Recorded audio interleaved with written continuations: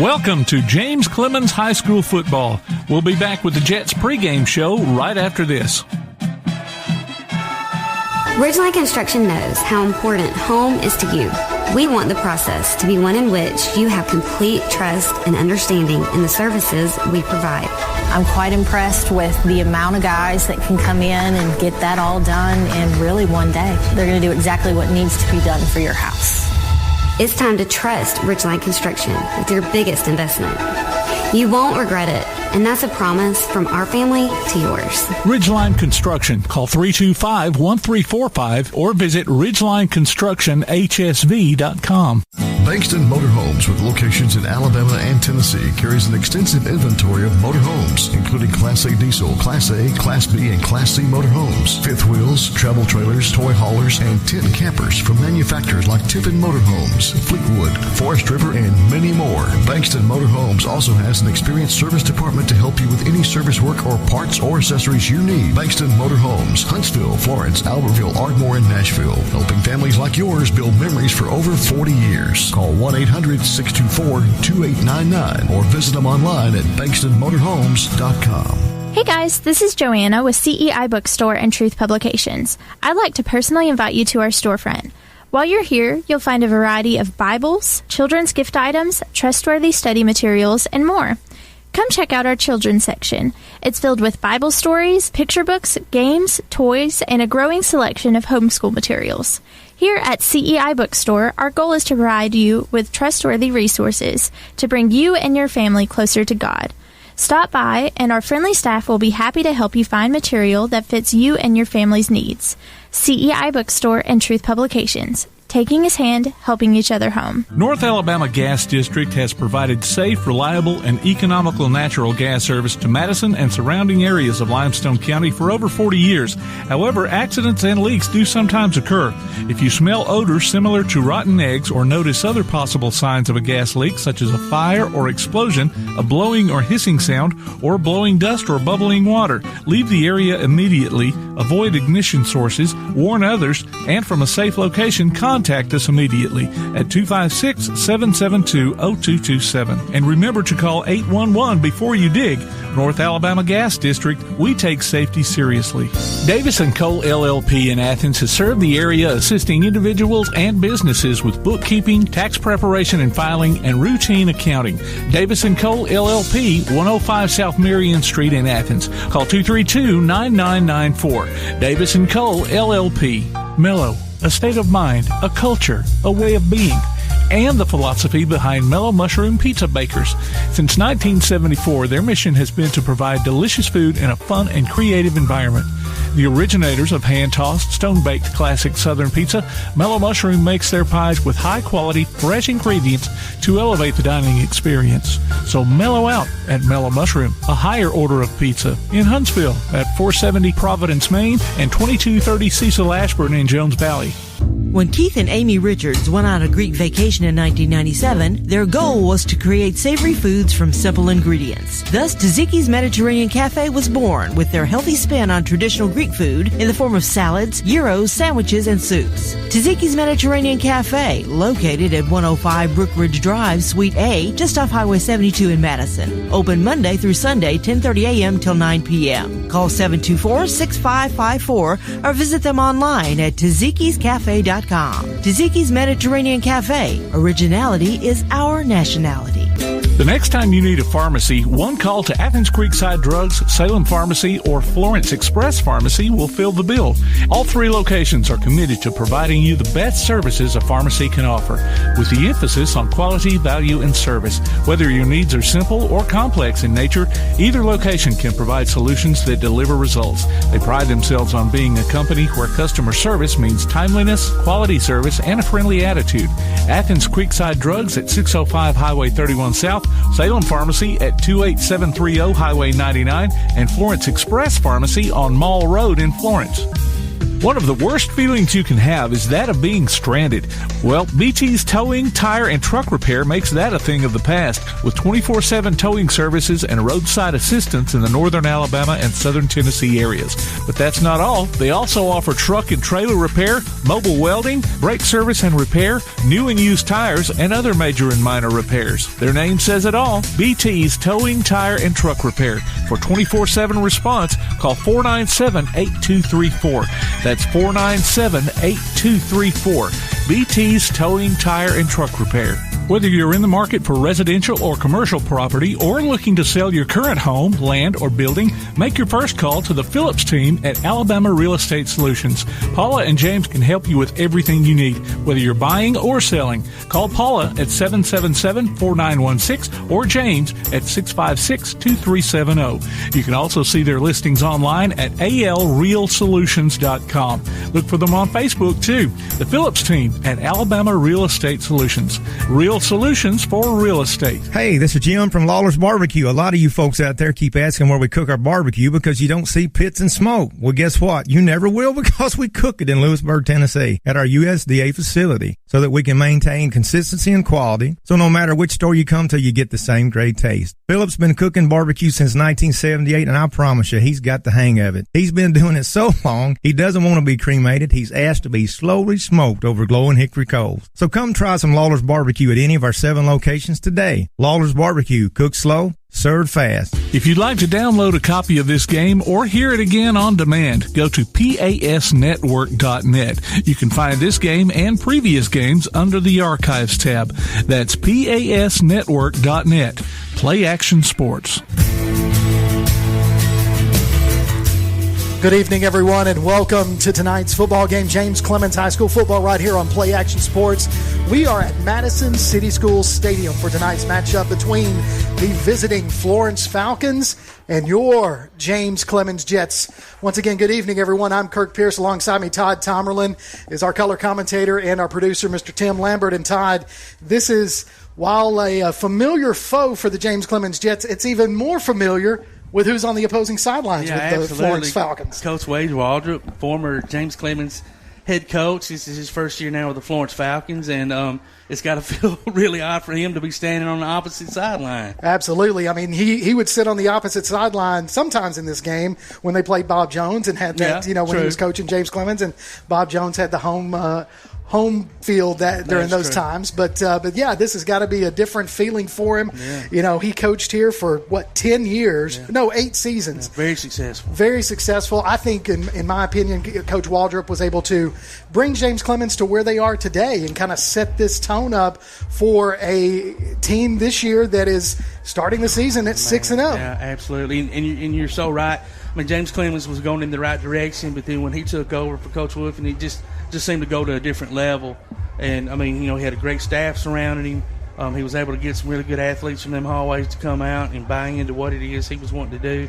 And they had a lot of success. There was a few years there I really thought they were going to bring home that Big Blue Trophy. Never could pull it off. But, as we all know, 7A football is a different beast in this state, and there's a lot of really good teams. There are a lot of really good teams. There are still a lot of really good teams in this region, in Region 4. And the Florence Falcons coming in tonight with a 2-3 overall record, but they are 2-1 in Region 4 going up against tonight's James Clemens Jets, who are 6-0 overall with a 3-0 Region 4 record. They are tied for first place with Sparkman, who we will see in a couple of weeks. We get to travel to Sparkman if we can pull off the win tonight, and of course next week against Grissom, 2 region games, and kind of hopefully set it up for who takes home the first place trophy in Region 4. Yeah, Sparkman actually has a Bob Jones tonight, another region game. Bob Jones is 2-3. And what's kind of I won't say odd, but just interesting, I guess, with the Falcons schedule is they took Muscle Shoals, an undefeated Muscle Shoals team, all the way down to the wire, just got beat 36-35, but then lose to Bob Jones' team, who's not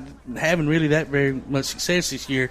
So it'll be interesting to see which Falcons team shows up. Well, we haven't gotten to see the Falcons play, but we know about them. We know that they're going to be well coached. Coach Waldrop, again, historically great football coach. And, of course, Coach McGee tonight coming in his first season is setting a tone here from a defensive standpoint. And also, this is a lot of firsts for James Clemens. This is the first time they've gone this deep into the season without a loss. And Coach McGee and his defensive strategy coming in from Hoover and has really set that tone for this defense and for the offense as well. Yeah, and you know, from a kid standpoint, a player standpoint, you know, you're 6-0, right? You're undefeated overall in the region, and you're playing a team. You look at their record, right? And you know they lost to your crosstown rival, Bob Jones Patriots, and there can be a tendency sometimes as a player to slip a little bit. Yeah. It's just the Falcons, not But the Falcons are the Falcons, and they're and especially with Coach Waltrip coming back, he's going to want this win bad tonight. So. Hopefully those kids, and I know they did a good job all week long, Coach Waltrip and his staff, or Coach McGee and his staff, keeping the kids pumped up and realizing, I don't care what that record is, this team's going to be coming in and looking for a fight, so y'all better be ready. Absolutely. Well, both teams getting ready. They're in the locker rooms as the James Clemens band's coming out right now to prepare to play the national anthem. But Todd, when we look at the two teams, we talked about their records, but I want to talk a little bit about the offense and the defense. James Clemens is coming in, scoring a total in 6 games, 243 points, averaging 40.5 points per game. And the defense is giving up, has only had 104 points scored on them, giving up an average of 17.3 points per game. So you can see Coach McGee's defensive strategy there. But on the flip side, you've got for Florence, they've scored out of 5 games, 157 points, averaging 31.4. So their offense can bring the heat if they need to. But the defense on that side, they've given up 139 points with an average of 27.8. So statistically speaking, James Clemens obviously has the edge. You've seen James Clemens play more than I have this year. What do you feel like what do you feel like their game plan might be, to keep it more on the ground, do like they've done all year, and they're really good at utilizing both. But do you think they'll do anything differently, or just stick to James Clemens football and do what they do? Well, I think, just to answer your question, I think what they're going to do is they're going to try to set the tone with Dante Snodgrass at the tailback position. He is a workhorse from the running back slot. But then when you look at that, you've got 4 receivers that can catch the ball between, you've got Walker, you've got Johnson, you've got Pittman and Cunningham. So you got to think that Gio Lopez is going to be looking for the long ball quite a bit tonight. And he can throw it. He definitely can. He absolutely can throw it. He definitely can. Well, I tell you what, we're about 10 minutes away from kickoff. Let's go ahead and take a break, and when we come back, we'll talk a little bit more about tonight's matchup between the Florence Falcons and the James Clemens Jets. You're listening to James Clemens Football on Play Action Sports. Ridgeline Construction knows how important home is to you. We want the process to be one in which you have complete trust and understanding in the services we provide. I'm quite impressed with the amount of guys that can come in and get that all done in really one day. They're going to do exactly what needs to be done for your house. It's time to trust Ridgeline Construction with your biggest investment. You won't regret it, and that's a promise from our family to yours. Ridgeline Construction. Call 325-1345 or visit ridgelineconstructionhsv.com. Bankston Motorhomes, with locations in Alabama and Tennessee, carries an extensive inventory of motorhomes, including Class A diesel, Class A, Class B, and Class C motorhomes, fifth wheels, travel trailers, toy haulers, and tent campers from manufacturers like Tiffin Motorhomes, Fleetwood, Forest River, and many more. Bankston Motorhomes also has an experienced service department to help you with any service work or parts or accessories you need. Bankston Motorhomes, Huntsville, Florence, Albertville, Ardmore, and Nashville, helping families like yours build memories for over 40 years. Call 1-800-624-2899 or visit them online at bankstonmotorhomes.com. North Alabama Gas District has provided safe, reliable, and economical natural gas service to Madison and surrounding areas of Limestone County for over 40 years. However, accidents and leaks do sometimes occur.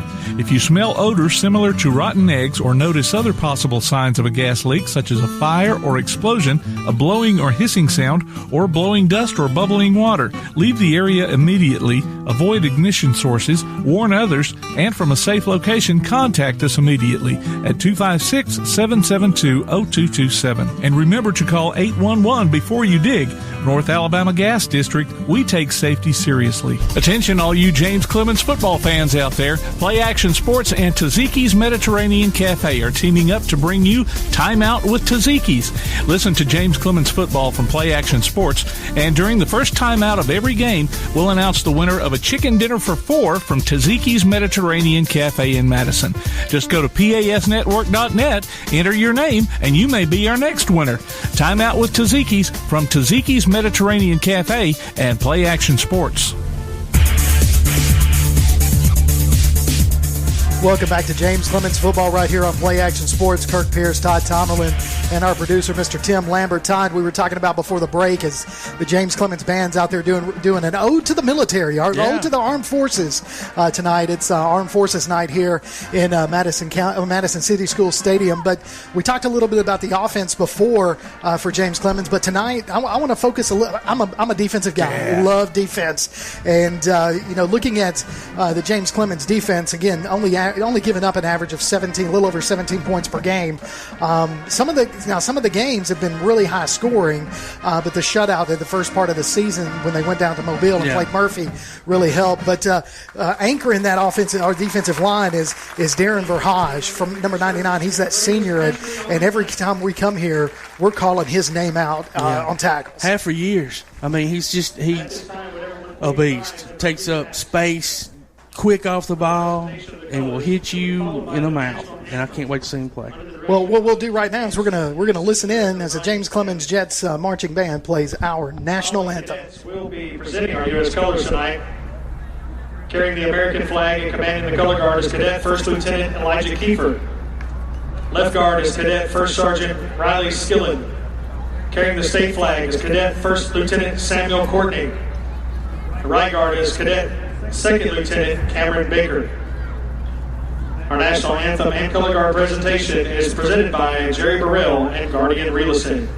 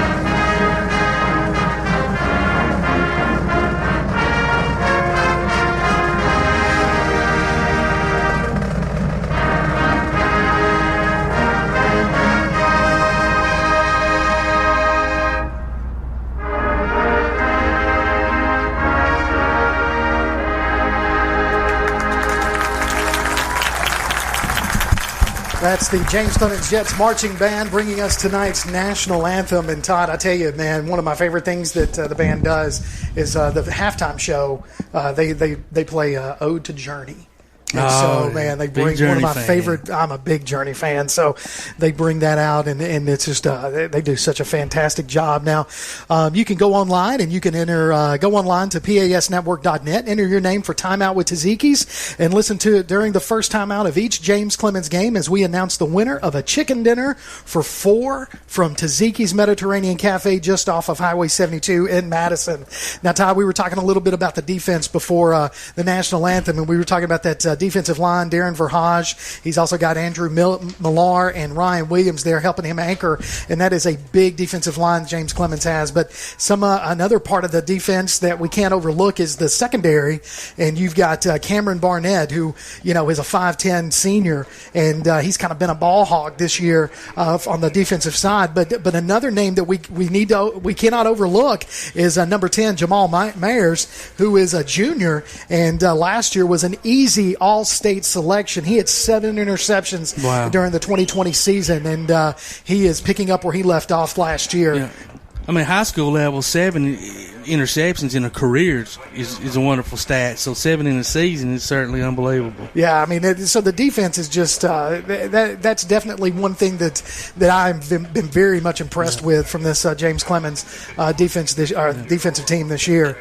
And I would think that the defense here for James Clemens should fairly well know maybe what Florence is going to do, since Coach Waltrip just was recently here. I don't think he went to Florence and completely changed the offense from what he's used to running. So from his standpoint, he has to do a few things that's going to try to throw him off guard, or they're going to be calling the plays. The linebacker's going to be calling the plays. So, for James Clemens. So that's going to be interesting to see what Coach Waltrip can do offensively against this really good James Clemens defense. As the captains line up on either side of the field, we've got 4 for the Falcons on the other side, number 2, number 96, number 15, and number 14. And coming out for the James Clemens Jets is number 99, Mr. Darren Verhage. We talked about him. We also talked about number 16, Cameron Barnett, Dante Snodgrass, and number 77, who I don't have on my roster. Todd, do you have him on yours? We will check it out. Probably not. I do not. All right. It goes from 75 to 79. He's a big human being, though. So they're out there in midfield right now as we get ready for this coin toss. And we're under a minute away from kickoff tonight. And of course, the band is still in the north end zone. James Clemens getting ready to welcome the entire team out of the northern end zone. If you're looking at your computer right now, it goes north to south. We'll see where we go as far as the coin toss up in the air. And let's see who won the toss. Looks like James Clemens won the toss and then deferred to the second half. So they're going to be kicking off to the Florence Falcons. So we get to see the Falcon offense to start us off tonight. And I always love it when the team defers. I do too. I do. Just strategically, I think it's the best thing to do. I guess obviously unless the offense is just really your best part of the team. But in this case, it's equal on both sides of the ball. So get that ball second half. So James Clemens is deferred to the second half, and Falcon offense is going to come out first. We get to see the Jets defense that we were just talking about just a second ago. The Jets are going to defend the north end zone, while the Falcons are going to be defending the south end zone. And I'm ready for some Jets football, man. And yeah, pretty decent crowd tonight. Florence brought quite a few people over. Maybe not as many as I thought might have. And of course, James Clemens always has a good home crowd. So. Well, last week, James Clemens beat Lee in homecoming, 55-15. Now, the Falcons were off last week, but their last game they did, you mentioned that they lost to Bob Jones in a 29-21 game. So Bob Jones has kind of started to turn things around a little bit. But, Coach White going against his brother. You got LeRon and Kelvis tonight. Man. So, and here's something funny. They're 1-1 against each other. Yeah. And so Coach White was able to beat Bob Jones last year for his first win against his brother.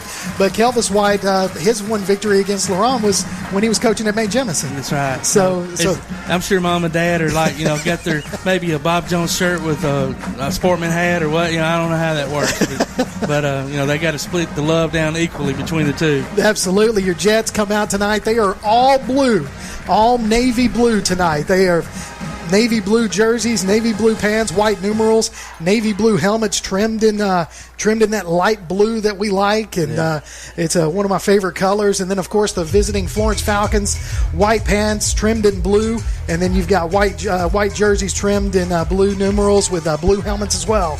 So we're just super excited about tonight's matchup. Welcoming Coach Waldrop back, but hopefully it's one he goes back just a little Send him home with disappointed. an L.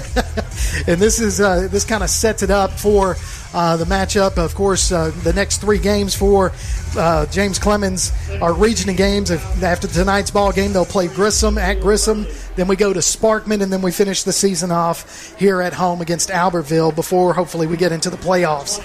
So we're getting ready to kick off. You've got Aaron Rowe is going to be your kicker for James Clemens.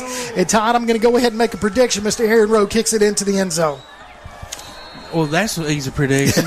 I mean, if you're going to predict something, Yeah, I mean, hey, make it worthwhile. My man has a leg. Listen to that right there. He does exactly what I thought. Oh, it bounced at the 1, but it did roll into the end zone. So touchback. It'll be 1st and 10. Florence Falcons starting at their own 20-yard line, and we get to see this James Clemens Jets defense that we just talked about. And and a lot of times, especially on high school level, what I guess a blessing, for lack of a better word, to have a kicker with a leg like that.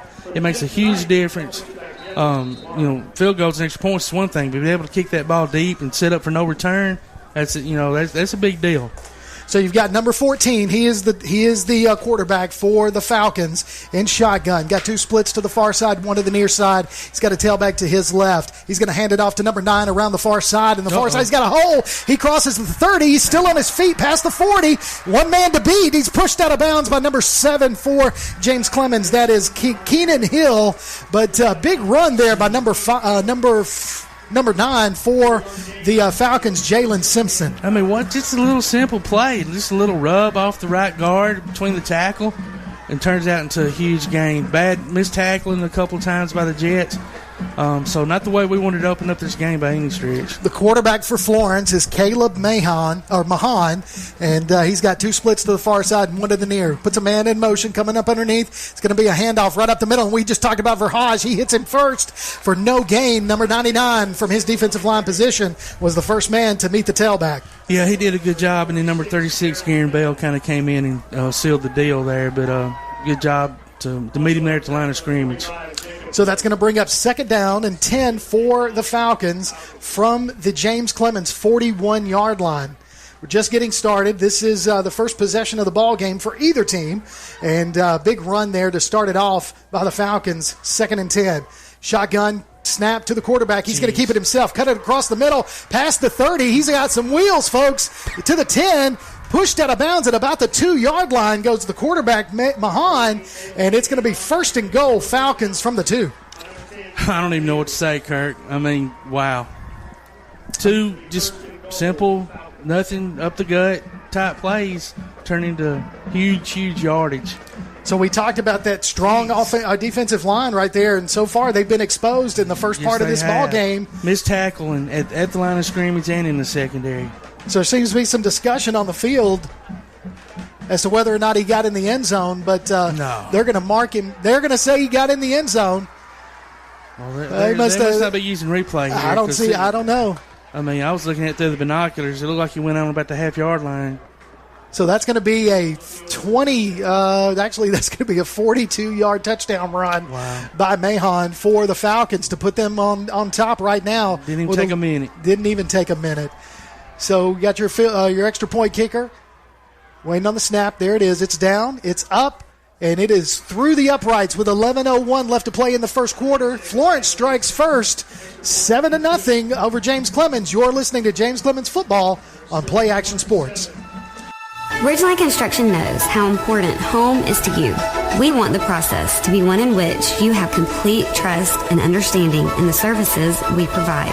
I'm quite impressed with the amount of guys that can come in and get that all done in really one day. They're going to do exactly what needs to be done for your house. It's time to trust Ridgeline Construction with your biggest investment. You won't regret it, and that's a promise from our family to yours. Ridgeline Construction. Call 325-1345 or visit ridgelineconstructionhsv.com. Welcome back to James Clemens Football right here on Play Action Sports. Your score is 7-0. Florence on top. They strike first with 11:01. Didn't even take a minute, Todd. That's what you said just a second ago. 2 huge plays, one by the tailback, one by the quarterback to take it in, and James Clemens on their heels. Yeah, now we got to be able to answer offensively. Don't rush it. It's a long game. So the kick is high, end over end. It's going to be fielded at about the 15 by Walker. Walker's going to cross the 30. He's going to be hit, but pushed forward to about the 37-yard line. So good field position for the Jets. We're starting 1st and 10 from their own 37. Yeah, good tackle there by Xavier Garner for the Falcons.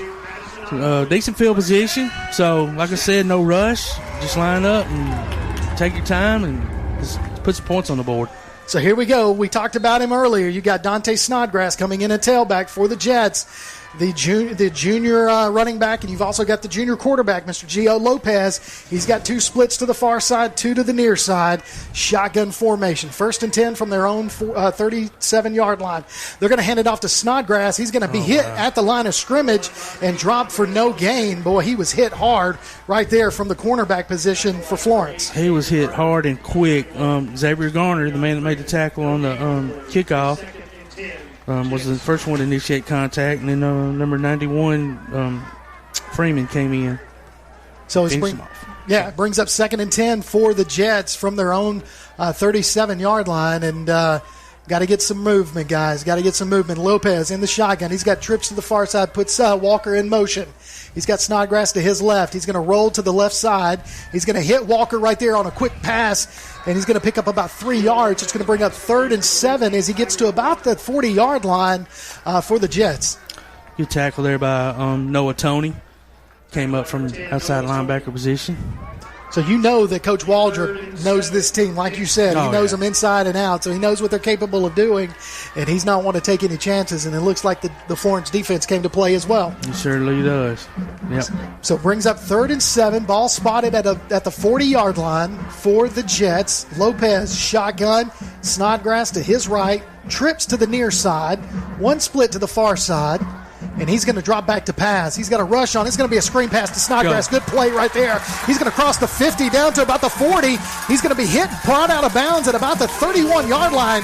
Great screen pass there. Lopez to Snodgrass. First down. Samuel Thompson finally was able to chase him down, but what a really nice design play.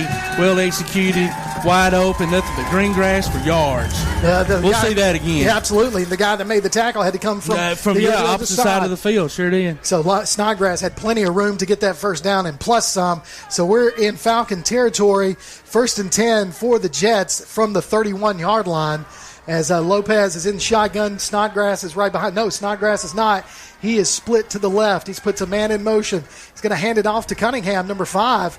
And Pittman, number 5, and he's going to pick up about 1 yard on the play, maybe 2. So it'll be 2nd down and 8 yards to go for the first down. Xavier Garner making another tackle on Brian Helm Russell as well. So in comes number 38.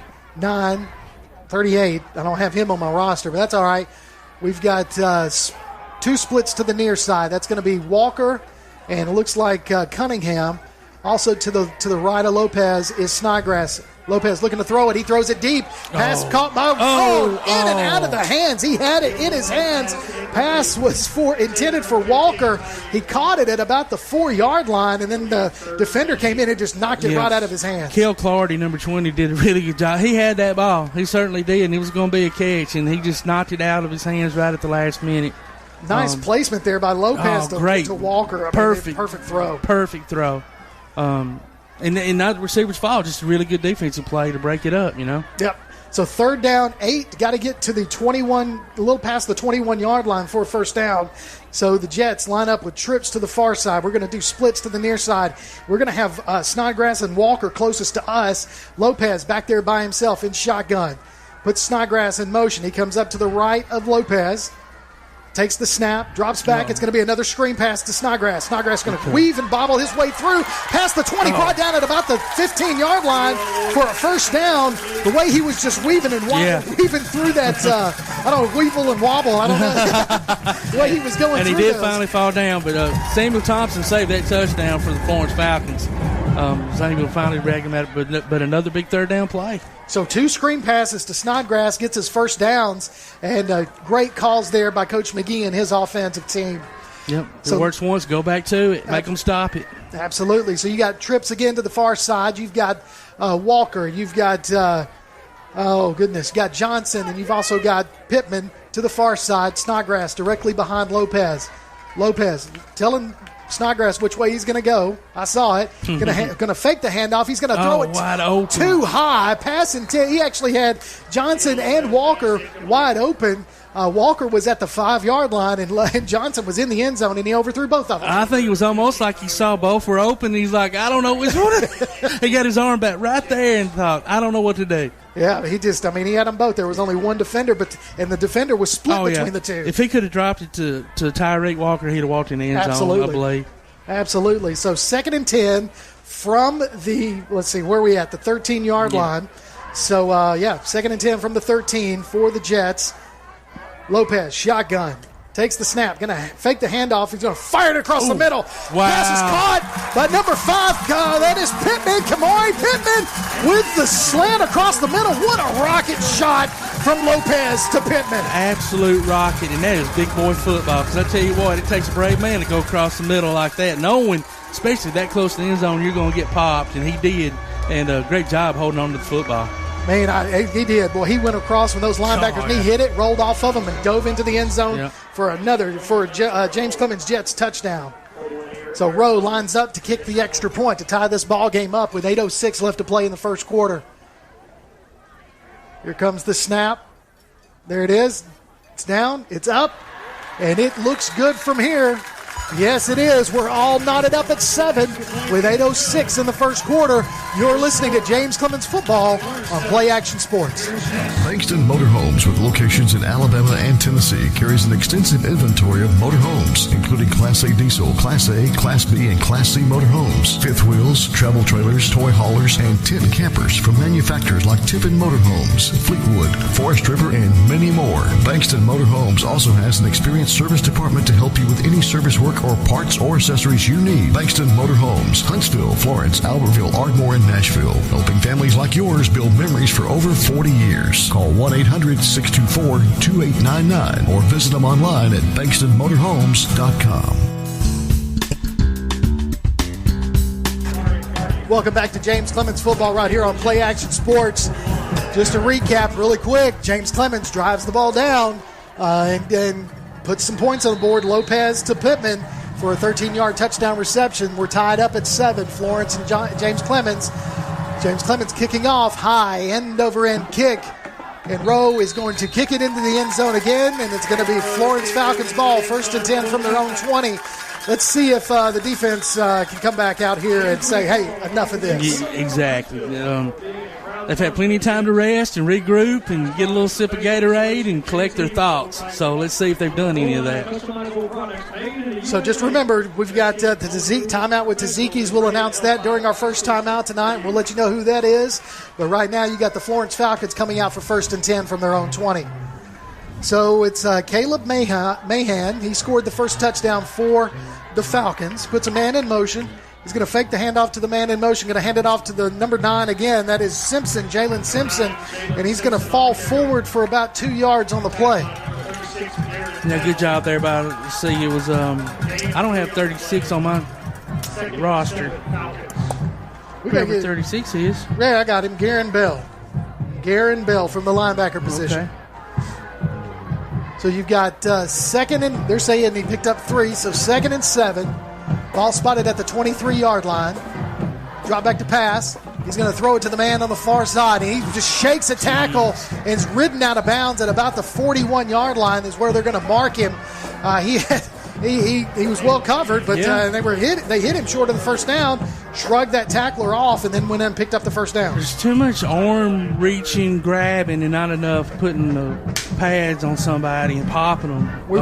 They've been doing it the whole game so far. That's what we were talking about. That's the big thing is we gotta start wrapping them up. Put the shoulder pads where they belong and try to knock that ball loose if you can. Shotgun, 2 splits to the far side, 1 to the near side. Mahan's going to hand it off to Simpson again around the far side. He's going to shake and bake his way for about a gain of 2 maybe. He had a hole, but he lost his footing. Somebody must have tripped him up, so it brings up 2nd down. I believe it was Noah Toney, number 10 there. No, I'm sorry. Excuse me. Wrong one. It was Jamal Mayers that tripped him up there. The all-state selection in the secondary for the Jets, making the tackle. 2nd and 8 for the Falcons from their own 43-yard line. They look over to the sidelines to get the call. Everybody looks at their wristbands to get the call, so they're yelling out numbers and such. And the quarterback, Mahan, tells him what to do, puts a man in motion. He comes up underneath. He's going to fake the handoff, draw back to pass. He's going to throw it deep. He's got his man right there at about the 30. He's going to be caught at the 15-yard line, goes into the end zone. for another Florence Falcons touchdown caught by number 4, Jacoby Hurley. Mayer to Hurley from his own 43-yard line, Todd, a 57-yard touchdown pass. That was absolutely a beautifully thrown football. Couldn't have hit him any better in stride if he was handing it to him directly. And Chad Coulter, after kind of getting burnt, letting him run by him, then once again, he had an opportunity to kind of wrap him up, and I don't know. I'm just baffled right now.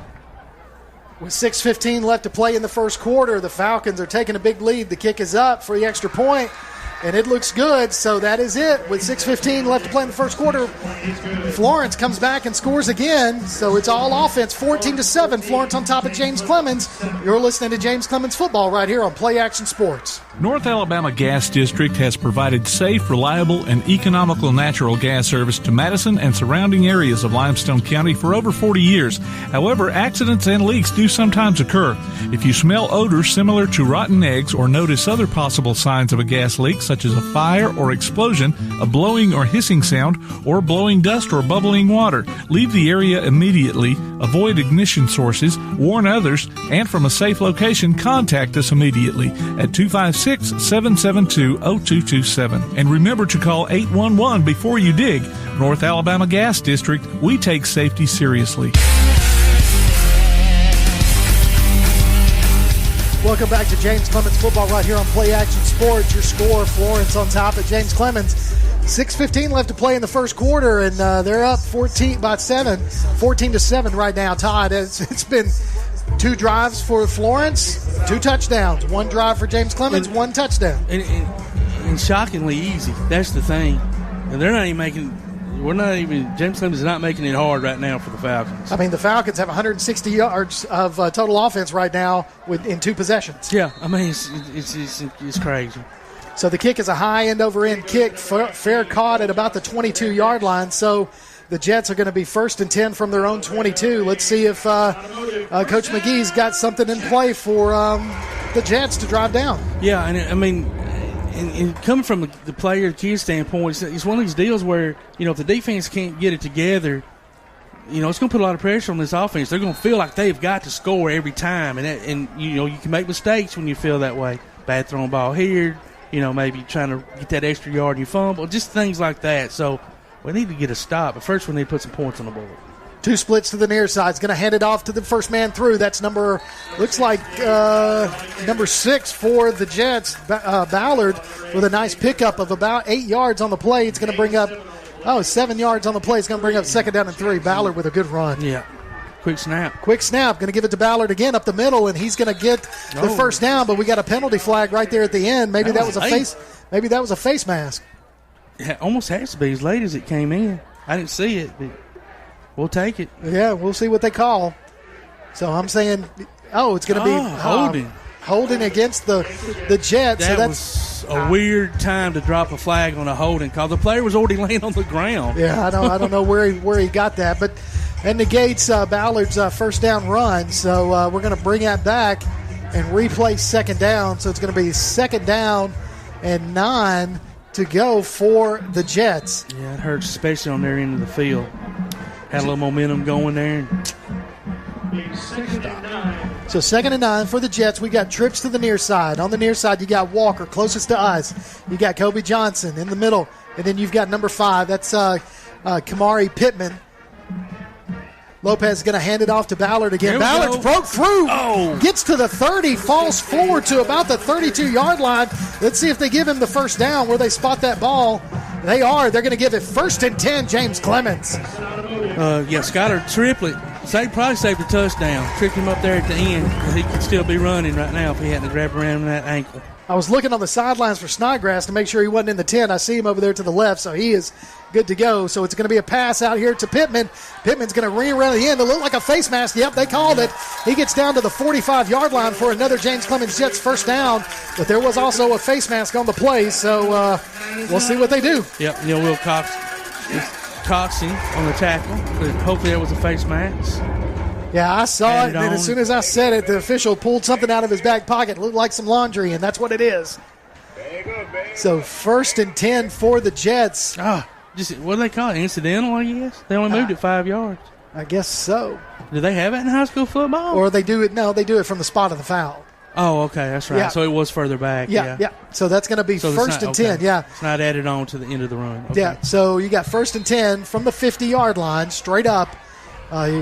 James Clemens, Lopez in the shotgun. He's going to hand it off to Ballard again. Ballard with quick feet, but he's wrapped up after he gains about a yard on the play, so it's going to bring up second, and they're going to give him 2 on the play, so 2nd and 8 for the Jets, but they are in Falcon territory. Ball at the 48-yard line. Nice tackle there by defensive lineman B.J. Harris, number 96 for the Falcons. He's a big boy. Yeah, you got Johnson split to the far side. You've also got Snodgrass split to the far side. Ballard in a tailback, and we got Walker and Pittman over here closest to us. Lopez, shotgun. Ooh, try to draw him off, and he did. Looks like he got him. Yes, looks like he got him. And you can see Edgerrin Watson, number 77, jump up and pump those fists. He knew it. I got him. Got it. He tried to pull it back. He just couldn't do it in time. So Watson is was our captain we couldn't recognize earlier, number 77. So great job there, Edgerrin, to put it in their face after that. So offsides on the defense. So that's going to be 2nd down and about 3 to go. Ball is marked at the 43-yard line. Lopez, 2 splits to each side, puts Snodgrass in motion. Snodgrass is going to take the jet sweep. He's going to cross the 40 down to about the 36-yard line. Maybe he was pushed out of bounds right there. They're going to say, 36-yard line. So 1st and 10 Jets as they are trying to answer the call. Tony coming from the other side of the outside linebacker position to make the tackle. So 2 possessions for the Falcons, 2 touchdowns, 1 possession for the Jets, 1 touchdown. This is their 2nd possession of the first quarter, and they are trying to drive and tie this ball game up. So far, it's not been the defensive battle that I was kind of anticipating on the drive over here. But it's exciting to watch. I do love it. Rolls out. Lopez does to his left. He's looking to throw it. He's got it. I don't know. A little miscommunication. Yeah. Ball intended for Kobe Johnson. And Kobe gets stopped and then did a go route. And it looked like Lopez was trying to hit him where he stopped. But Johnson just kept running. I'm glad that wasn't going the other way because it had potential of actually being a pick six. So, miscommunication there on the outside. Some of those things, that's just kind of the quarterback and receiver reading one another, and they just happen to not be on the same page that time. He must have thought that Lopez was scrambling, so he was going to try to go deep. Yeah. And it was probably the right call, the way he was kind of moving out. Yep. So Lopez, shotgun. He's got Snodgrass to his right. We're going to have trips over here closest to us with Walker, Pittman, and Johnson. Lopez is going to throw it across the middle. He's got Johnson right there at the 22-yard line. Goes forward past the 15 down to about the 11-yard line. 1st and 10, James Clemens. Nice. Samuel Thompson and Skylar Triplett were able to bring him down, but, man, nice little pass right there across the middle.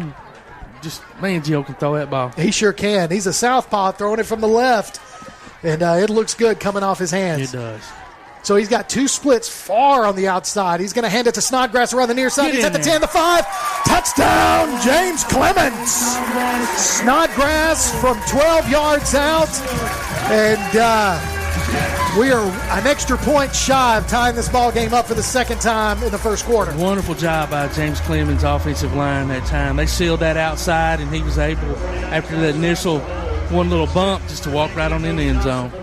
12-yard touchdown run by Dante Snodgrass, his first of the night, and what a big one right there in the first quarter. Yeah. Rowe back to kick the extra point, waiting on the snap. Johnson is the holder. There's the snap. The kick is up, and it looks good from here, Todd, and we never can tell until they throw the hands up, and they say it's good. 3:37 left to play in the first quarter. We're knotted up at 14. You're listening to James Clemens Football on Play Action Sports. This is Joanna from CEI Bookstore and Truth Publications. Many of you are searching for Bible study materials for your home or for Bible class. Sometimes that process can be challenging and difficult. I'd love to help you find solutions that would fit your needs and give you more time for your studies. One of our most popular book lines is the Bible Textbook Series. These workbooks are designed to take teen and adult students book by book through the Bible. So stop struggling with the search and come by and let us help you select reliable and meaningful study materials for your class or family. CEI Bookstore and Truth Publications, taking his hand, helping each other home. Welcome back to James Clemens football right here on Play Action Sports. We got a tie ball game in the first quarter, 3:37, 14 all. James Clemens and Florence. We've got some scoreboard action for you, brought to you by North Alabama Gas District. Hartselle in the first quarter, up 7-0 over Athens. Russellville 7-0 over Ardmore in the first quarter. Brooks 7, West Limestone 6 in the first quarter. And we'll pick up some more scores a little later on as we get. And that Aaron Rose kick goes into the end zone. Let me do this again. Let me go back. We've got East Lawrence 7, Elkmont nothing in the first quarter. East Limestone 7, Lawrence County nothing in the first quarter. Austin 7, Grissom 6, Clements 6, Lauderdale County 0. And looks like Athens just scored. So it's 7-6 in the first quarter for Athens and Hartselle. That is your North Alabama Gas District scoreboard serving Madison, Muscle Shoals, and Town Creek. Always remember, Todd, call 811 before you dig. You got to do it. Got to do it. So like I said, knotted up, 14 all, 3:37 left to play in this first quarter. It's Mahon back in shotgun formation. One split to each side. He's going to hand it off to Simpson up the middle. Simpson falls forward for about a 4-yard gain. So he's going to be taken down at about, they're going to say 3 yards. So it'll be 2nd and 7 for the Falcons. Whole host of Jets in there. Ryan Williams kind of led the way on that tackle. So it looks like Falcons are going to go with 2 splits again to the far side. 1 split closest to us. That's number 4. That's Hurley. He's the one that caught that big touchdown pass just moments ago for the Falcons. Simpson to the left of Mann. So Mann's, oh, no, they're going to give it to number 5. That's a new running back. He's going to be to the 30. He's got it wide open. Got one man to beat. He's going to pass the 40. Going to be knocked out of bounds at about the 28-yard line of James Clemens. Goes number 5. And I don't have his name, and it doesn't matter. We just call him number 5. Huge run there by that running back. Huge run. Chad Coulter was able to finally kind of knock him out of bounds, but even that tackle, that was more just of a bump out of bounds. We need to start hitting some folks. Good thing is I see some laundry on the field, so we do have a penalty marker. Must have been a hold. So it is. It's a holding call against the Falcons, and it's going to bring that run back. So that's huge for James Clemens. Maybe we dodged a bullet there. Right now, the Falcons' offensive line is just moving the Jets around like they're 2-8. Yeah, I mean they're just punishing them. You can sit here with the binocular, and you can see the holes just open, just wide open, and they've got some speed. So 2:52 left to play in this first quarter. 2nd down and 7. Going to replay that down. So we've got 2 splits to the near side. We're going to have 2 running backs in the backfield. Shotgun formation, 1 split to the far side. It's interesting. Yeah. Interesting lineup. So we're going to hand it off to the running back. He's going to try to make his way through. He's going to weave and bobble his way through. Looks like he's got the first down. That's number 9, Jalen Simpson, who has kind of been the workhorse so far for Florence. Yeah, good tackle there by Cameron Bennett and number 36. Let's try to get his name right. Garen Bell. Garen did a good job on that tackle as well. So Simpson is a junior running back for the Falcons, and Mahon is a senior quarterback. So we'll see Simpson again. Yeah, for a while. So trips to the near, 1 split to the far side. Simpson is the only running back. Puts a man in motion. Looks like it's going to be a jet sweep, and it is. Handed off to number 3. He's going to go to the far side. He's at the 40. He stays in bounds, and then he's hit and driven back. He did get the first down, but he was able to get rid of one player and then stay on his feet before he was knocked backwards a couple of yards, but still got the first down. Finally, Cameron Barnett put some pads on him and got him down, but once again, really nice block on the outside there by the receiver to get him to the outside. And then Falcons have a lot of speed, man, from multiple positions. 7A ball, man. Yep. 2 splits to the near side. Simpson, the running back, to the left of the quarterback. High snap, going to hand it off to Simpson, and he's going to bounce it to the outside. He's going to be tackled at about the 50-yard line, but he picks up a nice gain of about 6 on the carry. Brody Stinson on the tackle, but 5-6 yards? 2nd and 4 right there, so 6 yards on the carry. And they're in James Clemens territory. They are marked at the 49-yard line of James Clemens. with just at a minute left to play in this first quarter. We're all tied up, 14 all. Obviously, this is the first time we've seen the Falcons play, but I don't see how they're 2-3. I tell you, man, they came to play. So shotgun formation, splits all the way around, and that is going to be, looks like a timeout. Yeah, play clock was running down. It was on 2. Is that going to be our first timeout of the night? Waiting on the call from the official. And that is going to be a timeout, which takes us to our Taziki's timeout winner tonight. The timeout with Taziki's winner is Miss Emma Hill. Emma Hill, congratulations. You are our timeout with Taziki's winner.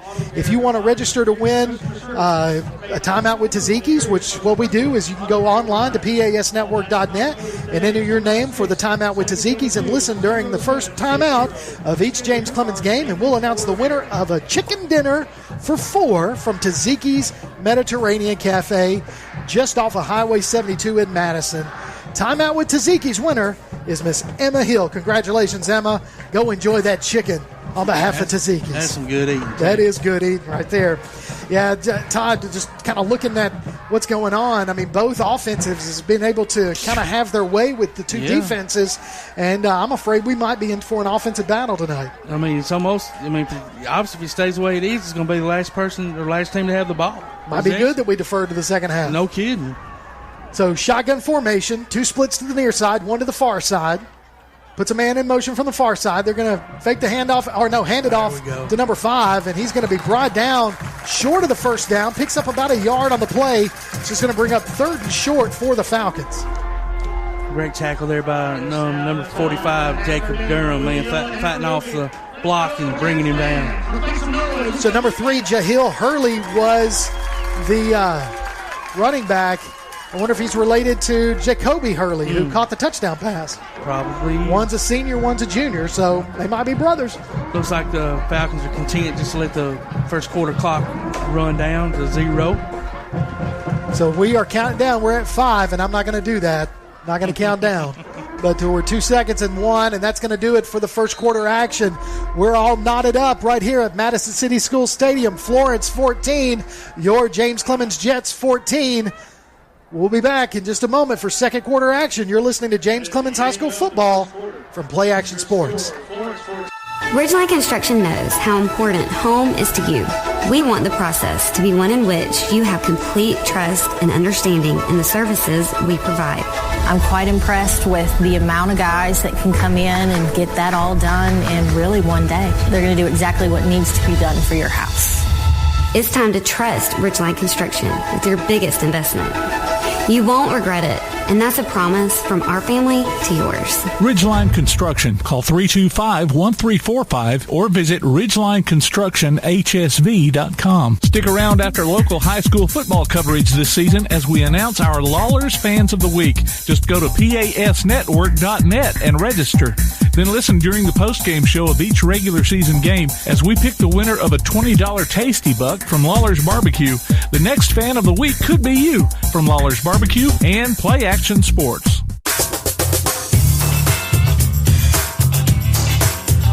Welcome back to James Clemens football right here on Play Action Sports. We're about ready for second quarter action. All knotted up at 14 between the visiting Florence Falcons and your James Clemens Jets. Todd, as we talked about, the first quarter was all offense, both teams. Yeah, we need to find here's the opportunity right now. 3rd down. Let's get them off the field. Turn this thing around. Get us on the board again. Put us up on top. And then maybe the whole momentum will shift and it'll be downhill from there. But we got to get this stop first. Got to get this stop. And you got to believe that Coach Waldrop's going to go. This is probably 4-down territory, maybe. You think? I don't know. Right at the That's 50, tough, I don't know. It's tough, man. With this offense, exactly. You're probably right. Yeah, that's probably a punt. Yep, so got 2 splits. We got Stacks closest to us. Going to hand it off to Simpson right up the middle. He's got the first down, and he picked up another yard or 2. So 1st and 10, Florence from the James Clemens 44-yard line. Yeah, a whole host of Jets bring him down, but not until they're able to move the chains. And, once again, the Falcons' offensive line is just kind of having their way more or less with the Jets' defensive front. So 1st and 10, Florence Falcons from the James Clemens 44-yard line. looking to put some more points on the board. The Jets defense looking to hold and get the ball back. Shotgun formation. Splits all the way around. One to the far side. We've got two to the near side. There was a weird snap. What a the play's alive. The play is alive, and then it's an incomplete pass. Nobody moved. That was weird. It was very cool, number one. And I can't believe it wasn't successful. And thank goodness. Who's that out there on the outside? That's looks like number 21. Chad Coulter. Yeah. Chad did it.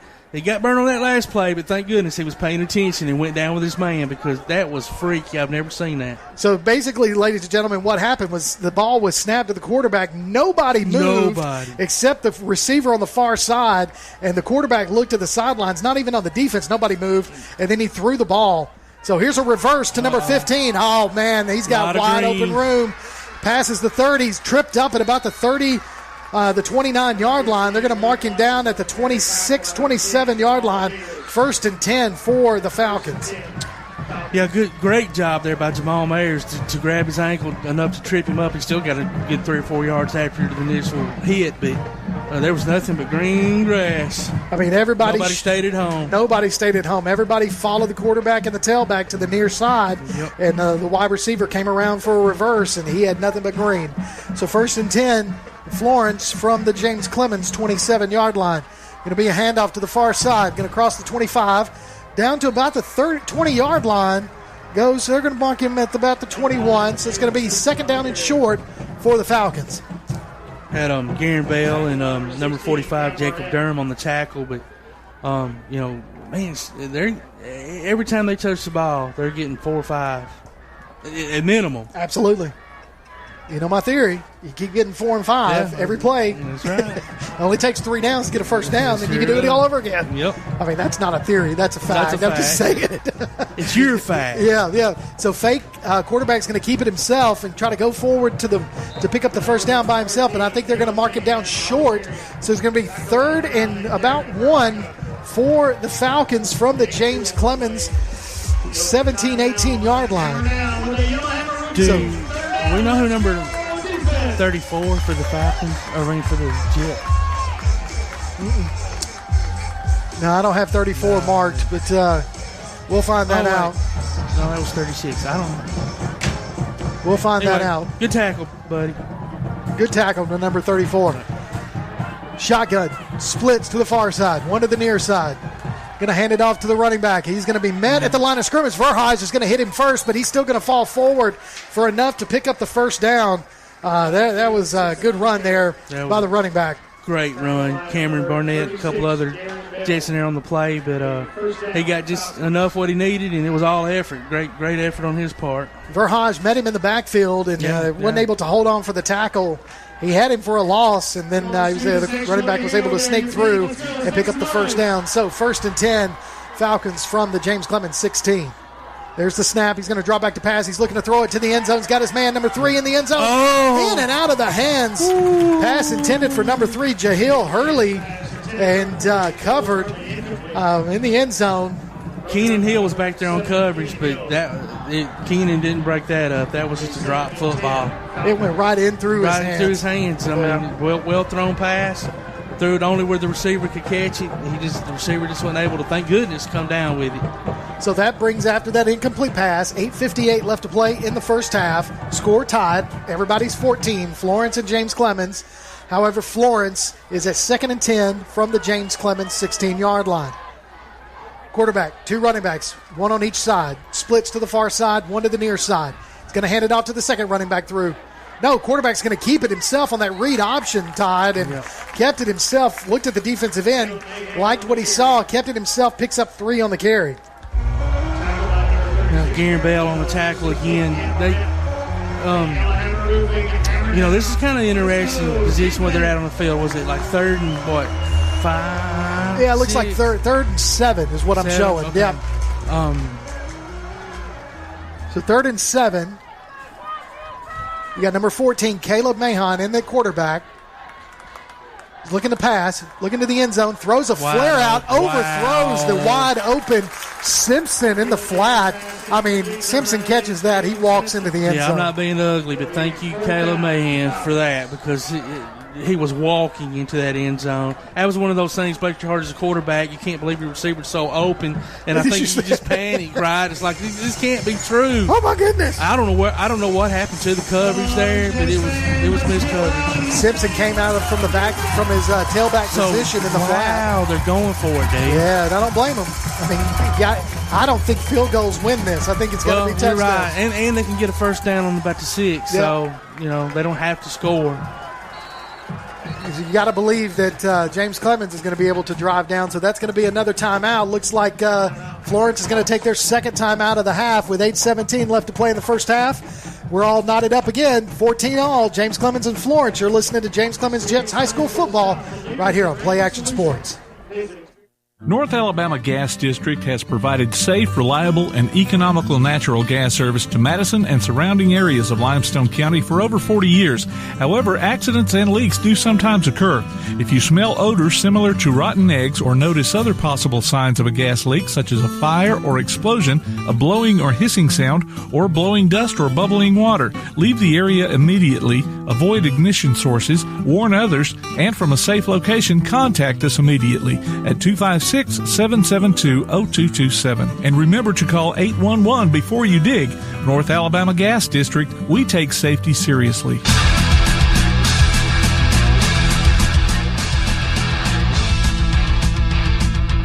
knotted up at 14. And the Florence Falcons are going for it. Fourth down, ball at the 13-yard line. They're about 7 yards from the first down. It's going to be a flare pass. Throws it across the middle. Oh. It is caught and dropped. No. They're going to say he was down. He caught it, and then he dropped it. But he's marking him down in the end zone. And he's touchdown. So he caught it. The ball was knocked out, and then he fell on it in the end zone. Man, Another touchdown reception by number 4, Jacoby Hurley. Did he have that ball long enough? No, Todd. Boy, that was quick. It was quick. And you can tell the official was confused. He had to sit there and think about it. Like, what did I just see? Did I see reception? Did I see a fumble and recovery? Where did he recover it? That was confusing. So 14-yard touchdown reception by Hurley. 13-yard touchdown reception by Hurley. Oh, was it blocked? Did he get a piece of it? No, it went right there. It did. It went right through there. It was a great attempt by number 21, Chad Coulter, as he tried to dive in there and block the extra point. 8:03 left to play in this first half. Florence takes the lead again, 21-14. You're listening to James Clemens Football on Play Action Sports. Bankston Motorhomes, with locations in Alabama and Tennessee, carries an extensive inventory of motorhomes, including Class A diesel, Class A, Class B, and Class C motorhomes, fifth wheels, travel trailers, toy haulers, and tent campers from manufacturers like Tiffin Motorhomes, Fleetwood, Forest River, and many more. Bankston Motorhomes also has an experienced service department to help you with any service work or parts or accessories you need. Bankston Motorhomes, Huntsville, Florence, Albertville, Ardmore, and Nashville, helping families like yours build memories for over 40 years. Call 1-800-624-2899 or visit them online at bankstonmotorhomes.com. Welcome back to James Clemens Football right here on Play Action Sports. Like I said, we're knotted up at 14. Or no, we're not. Sorry. Sorry, I got used to saying that. Yeah. Florence just took the lead, 21-14 over James Clemens, with 8:03 left to play in the first half. And I don't know, man. It's all offense, both teams. Everybody's had the ball, scored a touchdown. So Walker's going to field it at about his 12. He's looking to get it to the outside. He's got some room on the sidelines. Gets pushed out of bounds at the 30-yard line.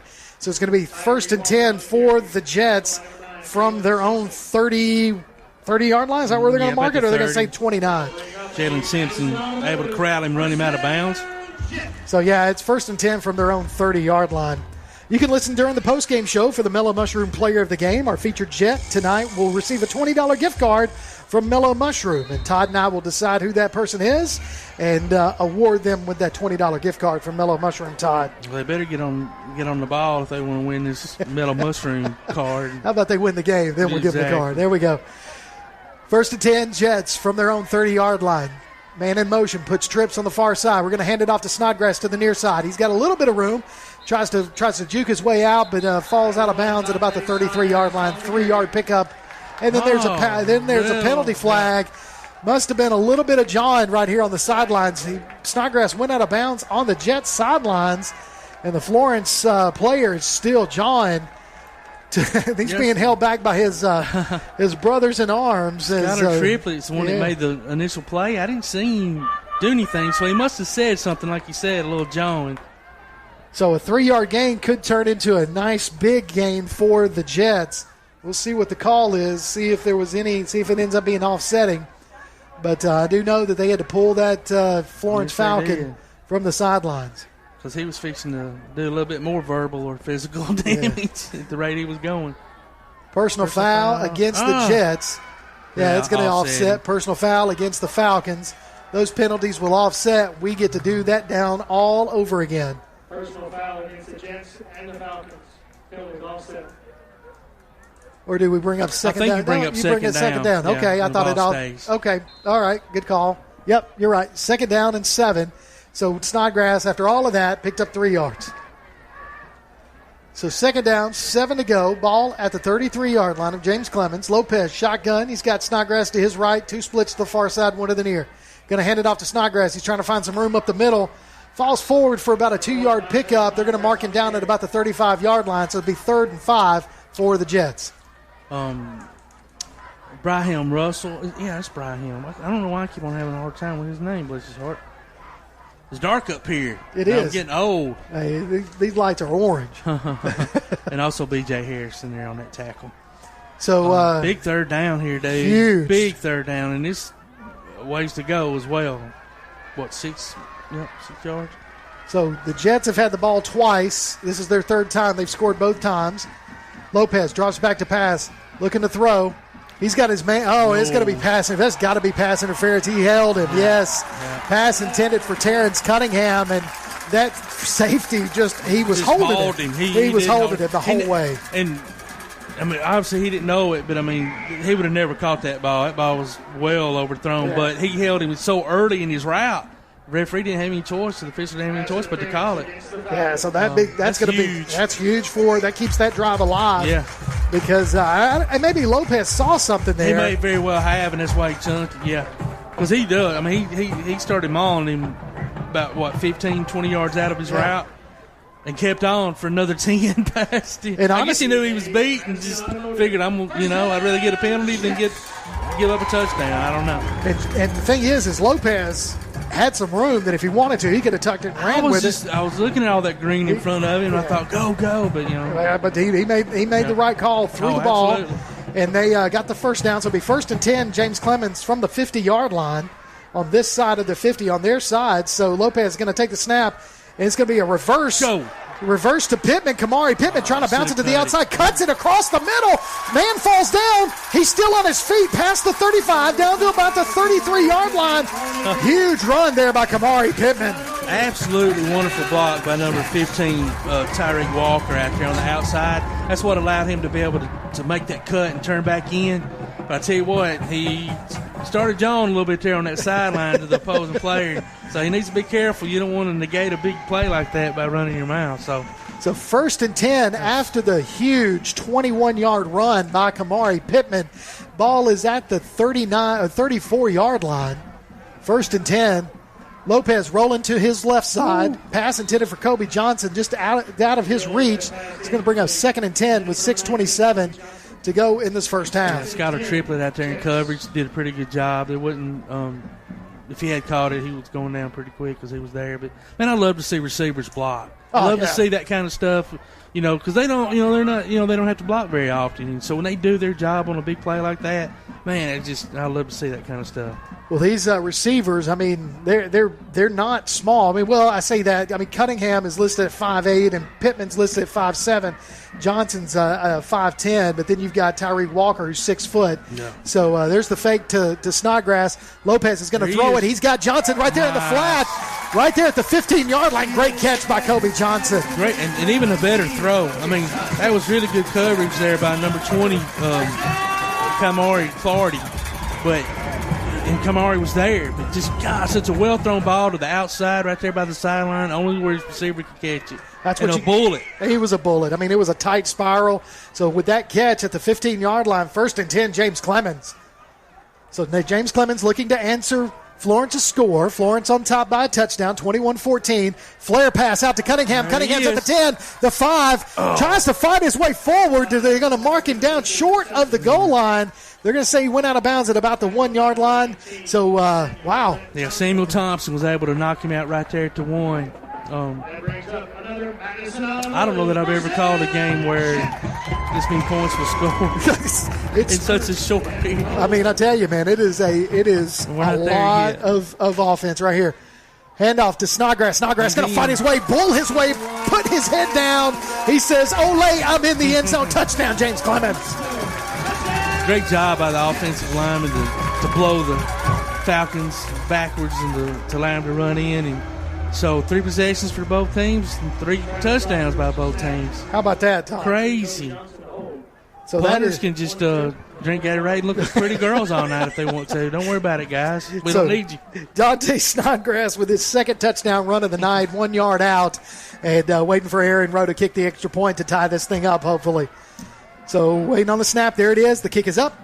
And again, looks good from here. And they confirm what we think already. We're knotted up at 21 with 5:58 left to play in this first half. You're listening to James Clemens High School football on Play Action Sports. The next time you need a pharmacy, one call to Athens Creekside Drugs, Salem Pharmacy, or Florence Express Pharmacy will fill the bill. All 3 locations are committed to providing you the best services a pharmacy can offer, with the emphasis on quality, value, and service. Whether your needs are simple or complex in nature, either location can provide solutions that deliver results. They pride themselves on being a company where customer service means timeliness, quality service, and a friendly attitude. Athens Creekside Drugs at 605 Highway 31 South, Salem Pharmacy at 28730 Highway 99, and Florence Express Pharmacy on Mall Road in Florence. Welcome back to James Clemens Football right here on Play Action Sports. We got 5:58 left to play in this first half. James Clemens 21, Florence 21. Both teams have had the ball 3 times. Both teams have scored with all 3 of their possessions. Aaron Rowe looking to kick it off from his 40-yard line. Back deep to receive. You got 3 Florence Falcons standing in the end zone. Aaron, high, end-over-end kick. And it's going to be caught in the end zone for a touchback, 1st and 10 from their own 20. Florence Falcons. We've got some North Alabama Gas District scoreboard action as we look at that. Grissom 14, Austin 7. That's in the second quarter. A close game between Hartselle and Athens, 21-19. Hartselle on top right now in the second quarter. Lauderdale County 14, James Clemens 12. Clemens hanging in there against Lauderdale County.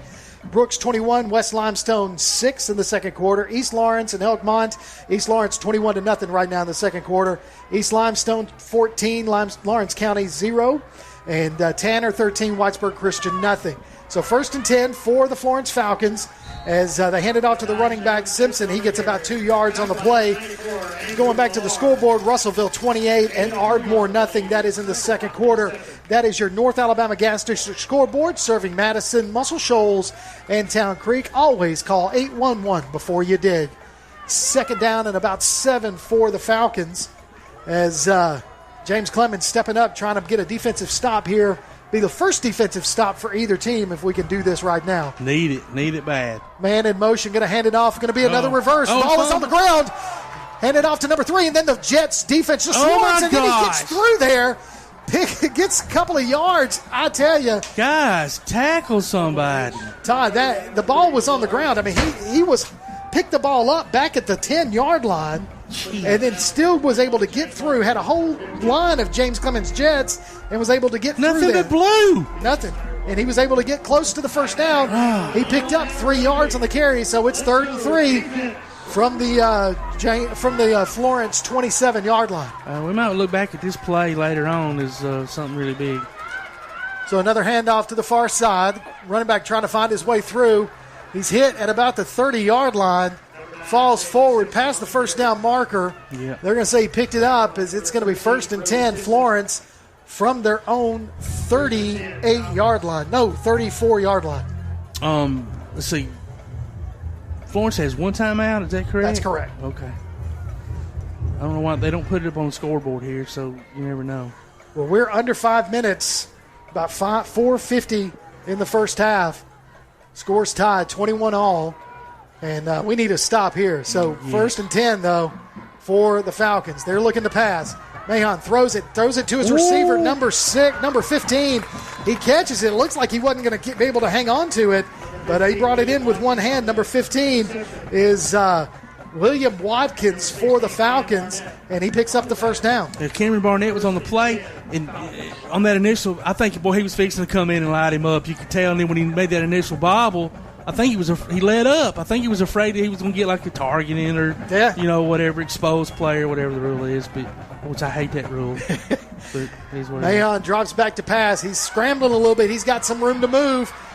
There's a block right there. He gets out of bounds. There's a block in the back. Yeah, you gotta be able to see the front of the numbers. You can't just do the blindside block like you used to.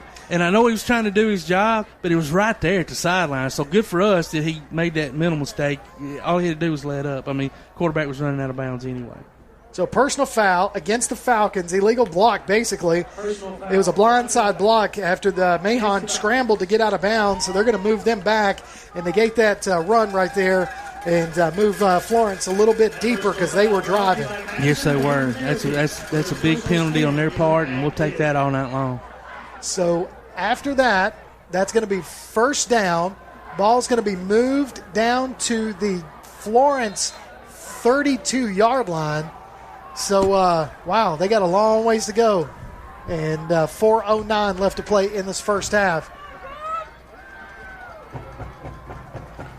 Yeah, with James Clemens 22, deferring. 23 yards, first and 23. That's a huge penalty. Yeah. Huge. But, yeah, with us deferring, if we can get to stop here. Yeah. So quick pass. Oh, that's going to be red, and still not able to bring him down, but that's okay. Number 16, Cameron Barnett was able to be the first man there, held him up. It was a screen pass. He went up there and hit him. Yeah, and Cameron knew it as soon as he kind of slipped through his arms. He was like, what am I doing? Barnett was able to push through that block. He read that screen perfectly. Perfect. That was a great read on his part. He just wasn't able to kind of seal the deal there, but still slowed him up long enough to not be a big game. So maybe they gained a yard, so second and 22, we'll say. So second and a long way to go for the Falcons. 3:33 left to play in this first half. Going to hand it off on a jet sweep to number 3. He's going to dodge a tackle.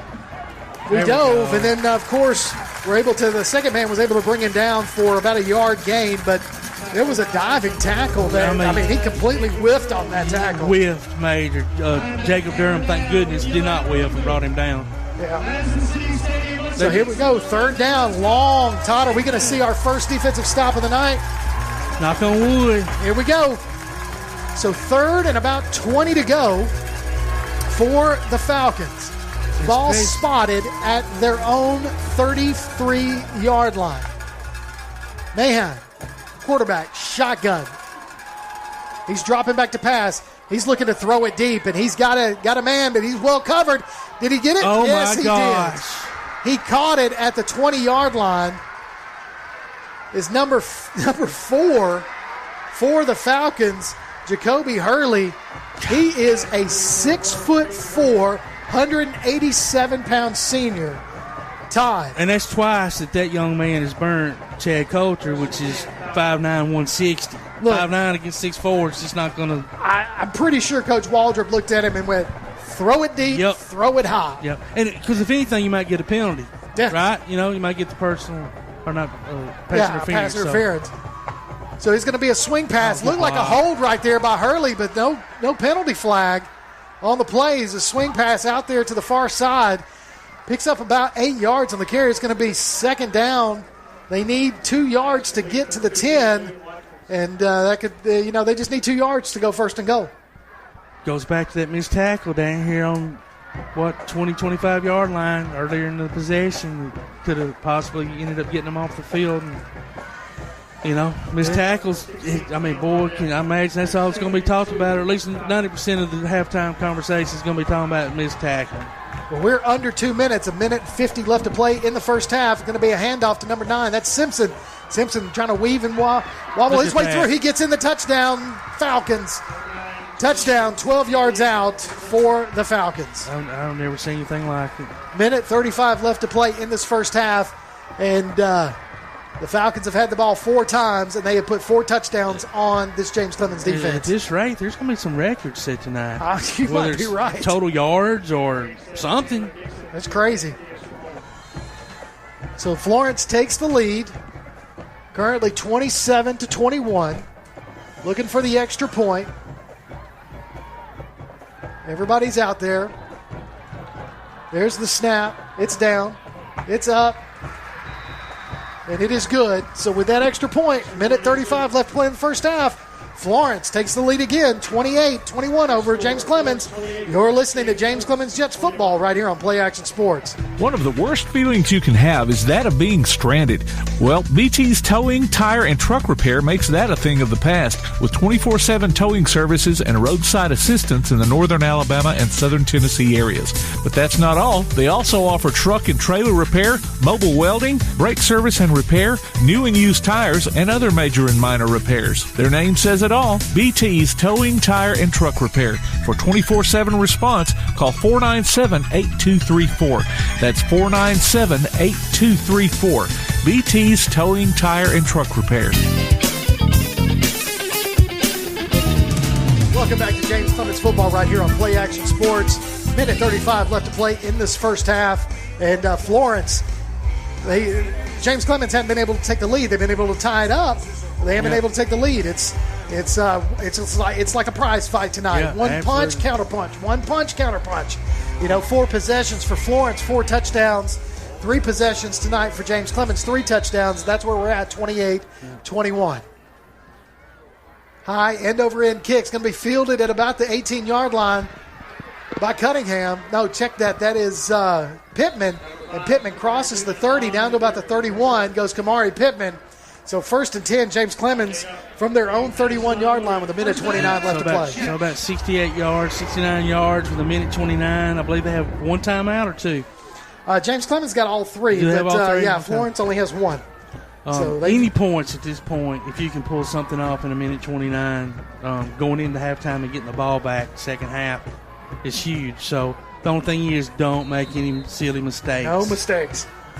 So Coach McGee sends his offense out there. Lopez in the shotgun. He's going to hand it off to Snodgrass to the near side. Way to read that on that read option as Snodgrass is smart, gets out of bounds after a nice 7-yard pickup. So it's going to bring up 2nd down and about 3. Ball is at the 38-yard line. So Snodgrass gets out of bounds and stops that clock. Skylar Triplett did a good job of crowding him, but great job there, like you said, to get out of bounds, save those timeouts, and stop the clock all at the same time. So trips to the near side, 1 split to the far side. Lopez is going to read option again, going to hand it to Snodgrass to the near side. He crosses the 40, down to the 50, past the 50, into Falcon territory, and is brought down at the 46-yard line. And 1st and 10, Jets. Samuel Thompson with a really nice tackle. But I tell you what, I'm surprised they're not putting the ball in the air in this situation. The coach has seen something that's working, and they're moving the ball. Like you said, 3 timeouts, still have a minute 17. Plenty of time to get the ball down there and put it in the end zone. So we're having to swap some people out on the offensive line. Looks like one of the offensive linemen came off on his own power. But I think he probably just needed a breather. Now we got a timeout on the field. Looks like it's going to be the Falcons use their 3rd timeout of the night of the first half. 1:17 left to play in the first half. And we'll keep it here as we've got some scores for you. One that's of interest for you. North Alabama Gas District scoreboard. Todd, how about this? Sparkman 7, Bob Jones nothing in the second quarter. That's tight. That's tight. And as we talked about earlier, Coach White, Coach LaRon White, and Coach Kelvis White, 1-1 against one another. And one of them's trying to take the lead over Battle the of the brothers. So also looking at Grissom 16 and Austin 10 in the second quarter. East Lawrence 21, Elkmont 9. Russellville 35, taking a big lead over Ardmore. Ardmore not able to put some points on the board yet in the second quarter. Hartselle 24, Athens 19, Tanner 13, and Whitesburg Christian 6, and all that's in the second quarter. That is your North Alabama Gas District scoreboard, serving Madison, Muscle Shoals, and Town Creek. And remember, call 811 before you dig. 1st and 10, minute 17 left to play in the first half. James Clemens trying to answer. Florence up 28-21 right now. Man in motion. Lopez dropping back to pass. He's looking to throw it deep. He had some pressure, but his pass is caught. Thrown for Kobe Johnson. I said caught, but it was just overthrown in double coverage, and Lopez had some heat coming in from the blind side. Yeah, good coverage there. Yes, he did. Absolutely had some heat coming in. Sakai Clardy and number 24, Skylar Triplett back there in coverage. But, yeah, I thought he was actually going to get hit right when he released that ball. He barely got it off. So Snodgrass is back there with him. Snodgrass kind of came up limping just a little bit, hoping it's just a little tweak on the leg, just a little bit. So with that, stops the clock, 1:11 after the incomplete pass. Got splits to the near side and to the far side, two on both. Snodgrass moves to the left. Man in motions. Pittman is going to be a reverse to Pittman or a jet sweep. Pittman's going to be pushed out of bounds at about the 44-yard line. About a 2-yard gain on the play, so it'll be 3rd and 7 for the Jets. Skylar Triplett there on the tackle. That kind of, you could tell as the play was developing, there wasn't going to be really anything there, especially running it to the short side of the field. What was it, third down? They're going to move him back a yard, so it's going to be 3rd and 8 for the Jets. That's tough. I don't know what you do, what call you make here. You know, that screen was really. That's what I was just thinking, Todd. That screen. So it looks like Coach McGee is going to call a timeout. So it's going to be his James Clemens' first timeout of the first half. So 1:03 left to play in this first half. Florence on top, 28-21. You're listening to James Clemens Football on Play Action Sports. Bankston Motorhomes, with locations in Alabama and Tennessee, carries an extensive inventory of motorhomes, including Class A diesel, Class A, Class B, and Class C motorhomes, fifth wheels, travel trailers, toy haulers, and tent campers from manufacturers like Tiffin Motorhomes, Fleetwood, Forest River, and many more. Bankston Motorhomes also has an experienced service department to help you with any service work or parts or accessories you need. Bankston Motorhomes, Huntsville, Florence, Albertville, Ardmore, and Nashville, helping families like yours build memories for over 40 years. Call 1-800-624-2899 or visit them online at bankstonmotorhomes.com. Welcome back to James Clemens Football right here on Play Action Sports. Kurt Pierce, Todd Tomerlin, and our producer, Mr. Tim Lambert. And with 1:03 left to play in this first half, tied the score. Florence 28, James Clemens 21, but James Clemens looking to tie this up. 3rd and 8 from the Florence 44-yard line. Lopez drops back to pass. He's going to keep it himself. His shuffle pass caught by Pittman for the first down. I thought, no, check that. That was not Pittman. That was Terrence Cunningham. Way to be on your toes, Cunningham, because Lopez pitched it with a shuffle pass right before he got to the line of scrimmage. Yeah, it wasn't the prettiest thing in the world, but it sure was effective. So 1st and 10, James Clemens at the Falcon 31-yard line. Lopez is going to roll out to the near side, looking for Cunningham again. Throws it out of bounds. It's a little high, probably a smart thing to do because everybody was covered. Yeah, but absolutely the best thing to do because the Falcons did a great job in coverage. Number 91, Jadavian Freeman, came up limping really bad there. He was coming from the end position there for the Falcons, and I think he's come off the field. He did. He went over to the sideline, so they're checking him out. Or what? So 2nd after the incomplete with 39 seconds left to play in this first half, 2nd and 10. Ball at the Falcon 31-yard line, 32-yard line in between. And we got an offsides. And again, you got to love it. When Edrin Watson jumps up and just lets him know. You know who that reminds me of? Is Landon Dickerson for Alabama last year when he would get one to do jump off sides and he would kind of celebrate and do that. Know. So Edrin Watson in there doing the dance and letting them know. Kind of gets in their head a little bit too. So moves it up 5. So 2nd and 5 for the Jets, and they've moved it up. So it's at the 26-yard line. And that's big. Even if we can't get an end zone, anything closer, to at least get 3 on the board. We know Aaron Rose got a leg. All right, so we got splits to the near side. Lopez is going to roll to the near side. He's looking to throw it. He throws it. He just put way too much on it. Pass intended for Walker. He got lit up. He is still down on the field.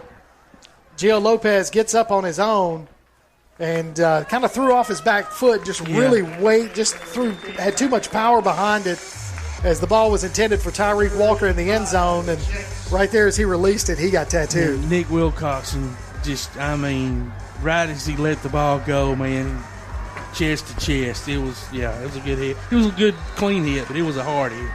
He's coming out. Yeah, they're going to need to give him a break. So that's exactly what Coach McGee does. He says, let's take a timeout.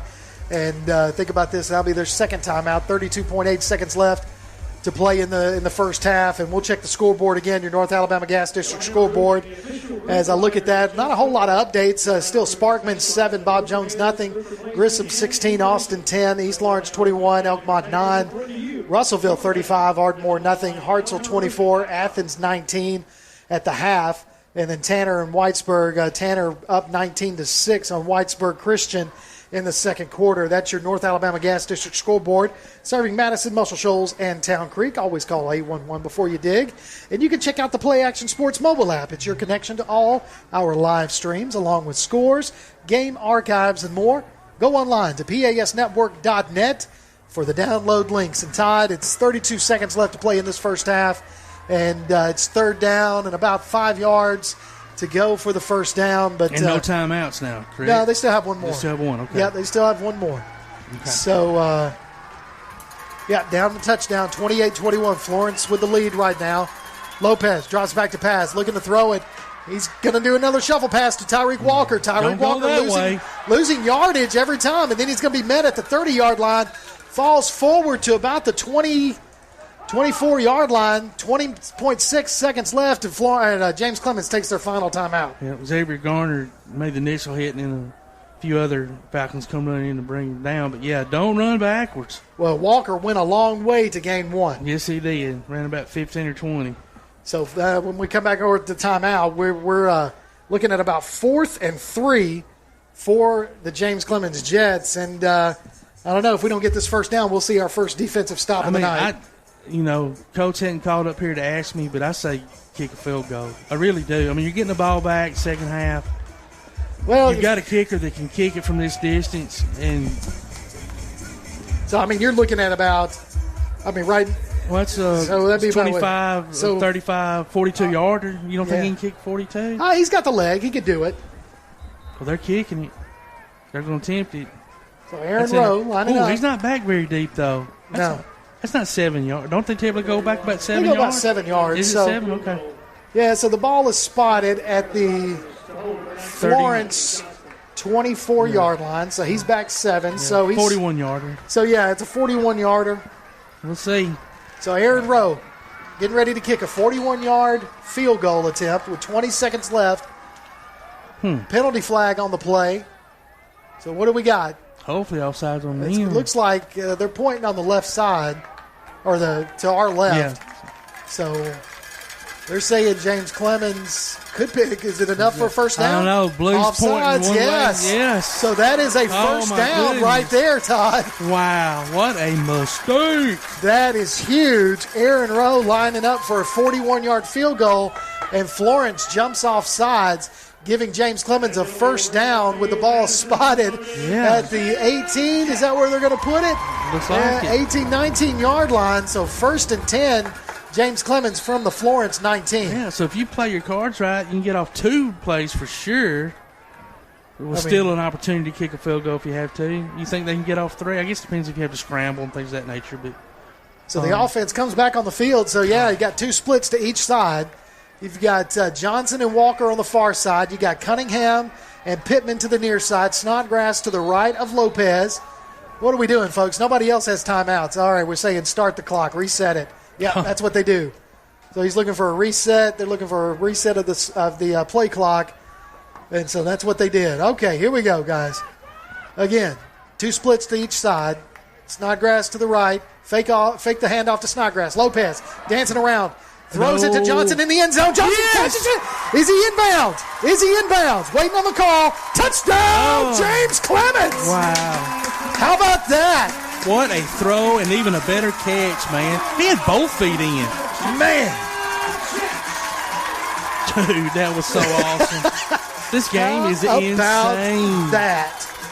How about that, James Clemens? Penalties. Wow. Yeah. Little help here, little help there. Yeah, oh yeah. And that offsides right there. Killed them. And then we get the ball back to start the second half. It's huge. Huge touchdown. Lopez to Kobe Johnson from 22 yards out. and lining up for the extra point. Well, I don't know what we're waiting on, Todd. What do you think? I don't know. I can't tell. The official made a signal up to the press box, but I can't tell what he was doing. I don't know if it has something to do with the play clock. So we've got 11 seconds left to play in the first half. And nobody has any timeouts. So, Rowe's looking over to the sidelines. Lots of confusion. We're just waiting. I don't know. What are we waiting on? Come on, folks. None of the officials are giving explanations to the head coaches. It doesn't look like they're talking to them. All right, well, here's what I'm going to do. Look for the monthly Play Action Sports column in Athens Now. We'll update you on what's been going on and what's happening in our local sports news, as well as upcoming games and events. The paper is free and available at businesses all around the area, so look for that. The Athens Now columns and everything where we keep you up to date. Todd, did you figure out what was going on? Nope. All right. I'm not sure they do. Okay, well, whatever. All right, here we go. They're finally ready. Kobe Johnson, he's going to line up to be the holder. Aaron Rowe lines up for the extra point. Touchdown from Lopez to Johnson, huge. Aaron Rowe looking to tie it up. There looks like an offsides right there. Looks like an offsides, and that is exactly what it is. So that's going to move it up half the distance. I wouldn't, but it's tempting to go for two at this point, man. It's tempting. I would definitely consider it, but how come they don't have the scoreboard changed, I wonder? I don't know. I guess they're waiting for the extra point. Maybe so. They didn't even move the ball. You can hear some of the fans yelling, go for two. But Aaron Rowe's staying out there. So in this kind of game, every point is important. Counts, so, just get the safe one. Go with the low risk. Yeah. So Rowe lines up for the extra point. Johnson the holder. Here's the snap. Kick is up, and it looked good from here. Can we get a confirmation? And we do. With 11.5 seconds left to play in this first half, it is all knotted up at 28, Todd. Everybody's had 4 possessions. Everybody's put 4 touchdowns on the board. Unbelievable. Never seen anything like it. It's a great ball game if you love offense. If you're a defensive-minded coach, not so much. This is not your kind of game. So, but I tell you, some exciting things happening tonight for us. It's exciting for us to be able to call this kind of ball game. It's so much fun. I'm like you. I love a defensive battle more. I just love to see those kind of games. But there's something to be said for a lot of scoring, and there's been a lot of big plays, but, man, a lot of penalties that put team, like in that case right there, we should have probably been off the field. Yeah. But, silly offsides here or there, things like that, and the next thing you know, boom, touchdown, and, and they've given us some things as well. So, crazy back and forth. I can't imagine what both locker rooms are going to be talking. Obviously, on the James Clemens side, they better talk about tackling. But, man. Yeah. Well, I mean, here's the beauty. Here's the beauty. We scored to tie it up. We have not had the lead at all at any point. We've been chasing, chasing. And then, of course, I'm not sure why we're doing that. There must have been a penalty flag. I didn't see it down there, but they're moving us back. Yeah, moving us back. So it's going to give Florence an opportunity to return this kickoff. But, James Clemens being able to tie it up, let's see if we could be the one that's being chased in the second half. So that's going to be huge. Thing is, having a break like that, it kind of takes the momentum away a little bit, just from everybody being in sync and in the flow of the game, So Aaron Rowe kicks it off. High end-over-end kick. Because they moved it back, it's going to be fielded at about the 19-yard line. Uh-oh. He's got some room. He crosses the 50. Still on his feet to the 45. Going to be hit at about the 40-yard line and still on his feet, but they push him out of bounds. That's going to be no time left. That's going to do it for our first half. We're going to end the first half kind of like we started, knotted up, except now we got points on the board. Started the game 0-0. Going to stop the first half 28 all. So Florence 28, James Clemens 28. Nobody's leaving the field for some reason, Todd.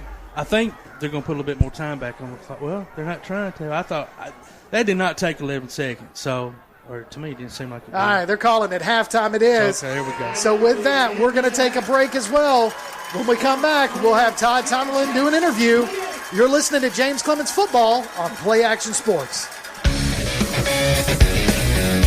Time for our Play Action Sports Sideline Shout-Out. A tip of the hat from the head coaches to their assistants on the sidelines. Our head coach, ninth grade head coach, we call him Coach Mack, Melvin McPhail, retired Marine.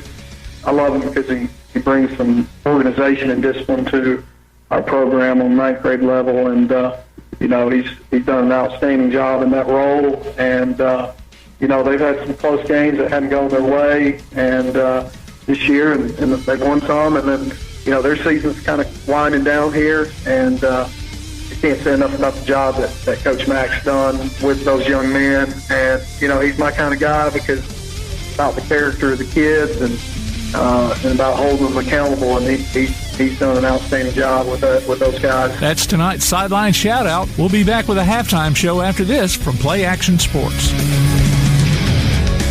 North Alabama Gas District has provided safe, reliable, and economical natural gas service to Madison and surrounding areas of Limestone County for over 40 years. However, accidents and leaks do sometimes occur. If you smell odors similar to rotten eggs or notice other possible signs of a gas leak, such as a fire or explosion, a blowing or hissing sound, or blowing dust or bubbling water, leave the area immediately, avoid ignition sources, warn others, and from a safe location, contact us immediately at 256-772-0227. And remember to call 811 before you dig. North Alabama Gas District, we take safety seriously.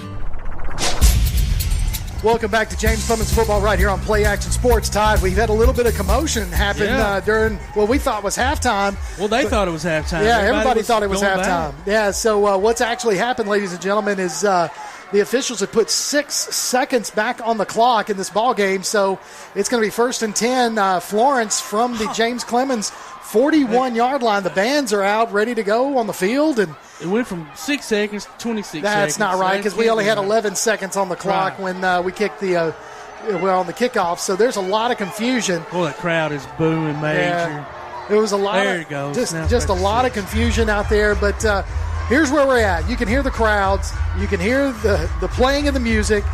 James Clemens sidelines trying to get everybody on this side hyped up. Yeah. You've got they went ahead. Coach McGee went ahead and put some big players in deep in the secondary. He's got Tyreek Walker back there, and we got some dancing going on the field. So, like I said, 6 seconds left to play in this first half. And I tell you, everybody is fired up. Stands are fired up. The kids are fired up. And listen, he's got an arm. He can throw it in the end zone from there. So now they've got 10 seconds on the clock. They do not know what's happening. I'm telling you guys. 6 is about right. Now we got 1. Okay. All I know is whatever this is, this is the last play of the first half. There we go. It's the last play. Everybody's tied up. Everybody's tense. Scores 28-28. And you can hear this home crowd. If I'm Coach McGee, too, I'm telling all my players, let them run into their locker room first and hold everybody back so there's not any more of that little conflict going on as they're all running into the locker room. So, as I said, Coach McGee went ahead and put Tyreek Walker back there in the secondary. So, we've got everybody's playing deep just a little bit. Only 3 men are going to rush in. Yeah. And Mahan's going to drop back to pass. There we go. Get it. Verhaas hits him first, and then another defensive lineman comes in. Looks like number 90, and he says, I'm done with this first half. Take it to the locker room. There we go. Man, I tell you. They're still jawing. Lots of excitement in this first half between the Florence Falcons and the James Clemens Jets. So, again, ladies and gentlemen, we're going to go to halftime. We're all knotted up at 28. Florence 28, James Clemens 28. When we come back, Todd Tomerlin, you're going to interview the varsity ladies basketball coach for James Clemens, Miss Monica Maxwell. When we come back, we'll have that interview for you. You're listening to James Clemens Football on Play Action Sports. Ridgeline Construction knows how important home is to you. We want the process to be one in which you have complete trust and understanding in the services we provide. I'm quite impressed with the amount of guys that can come in and get that all done in really one day. They're going to do exactly what needs to be done for your house. It's time to trust Ridgeline Construction with your biggest investment. You won't regret it, and that's a promise from our family to yours. Ridgeline Construction. Call 325-1345 or visit ridgelineconstructionhsv.com. Bankston Motorhomes, with locations in Alabama and Tennessee, carries an extensive inventory of motorhomes, including Class A diesel, Class A, Class B, and Class C motorhomes, fifth wheels, travel trailers, toy haulers, and tent campers from manufacturers like Tiffin Motorhomes, Fleetwood, Forest River, and many more. Bankston Motorhomes also has an experienced service department to help you with any service work or parts or accessories you need. Bankston Motorhomes, Huntsville, Florence, Albertville, Ardmore, and Nashville, helping families like yours build memories for over 40 years. Call 1-800-624-2899 or visit them online at bankstonmotorhomes.com. Davis & Cole LLP in Athens has served the area assisting individuals and businesses with bookkeeping, tax preparation and filing, and routine accounting. Davis & Cole LLP, 105 South Marion Street in Athens. Call 232-9994. Davis & Cole LLP. Applebee's Tailgate Talk wants to recognize our local athletes, and you can help. Go to tailgatetalk.net throughout the school year to vote for the Applebee's Neighborhood Athlete of the Week. The winner will receive a gift card from Applebee's Neighborhood Grill and a t-shirt from Gotcha Covered Screen Printing and more. Submit your own nominations for future polls, too. While you're there, check out the Tailgate Talk archives and see what you might have missed. That's the Applebee's Neighborhood Athlete of the Week. Cast your vote today from Applebee's Neighborhood Grill and 1080 WKAC. Welcome back to Play Action Sports Service. Football Sunday halftime. Here, James Clemens Jets against the Florence Falcons. A crazy game, 28-28. But we're going to swap sports a little bit and switch over to what I consider the best sport there actually is, and that's basketball. And we're joined by Monica Maxwell, the head coach of the Lady James Clemens Jets. Coach, how are you doing? I'm well. How are y'all? We're fine. Good. So thanks so much for joining us. It's been a crazy night, and so we appreciate you taking some time and at halftime here. So, listen, you're a young lady, and you've had a lot of just wonderful experiences through the game. Sanford set all kinds of records there, 4-year Letterman, overseas, Germany. That had to be a wonderful experience. Oh, yeah. Now, did you won an MVP over there 1 year, correct? Yeah. Yes, sir. Some 3-point records, steals. I mean, just obviously you have an all-around game, or you wouldn't hold some of those records at Sanford. I want to talk about you just for a little bit before we start talking about the Jets. Okay. Tell us a little bit about what it was like playing overseas, and I mean the language barrier. Unless you speak German, you very well may do that. No, I don't. No. So how tough was that? It was at first it's a culture shock. I'm sure. You literally come from somewhere where everything is easily accessible, and then you go over there and there's a language barrier and cars aren't automatic and, it's a lot of different things. So, did you ever get on the Autobahn? Oh, absolutely. Fly down the road? Oh, yeah. There's no speed limit. Yeah, I would Sorry, love that.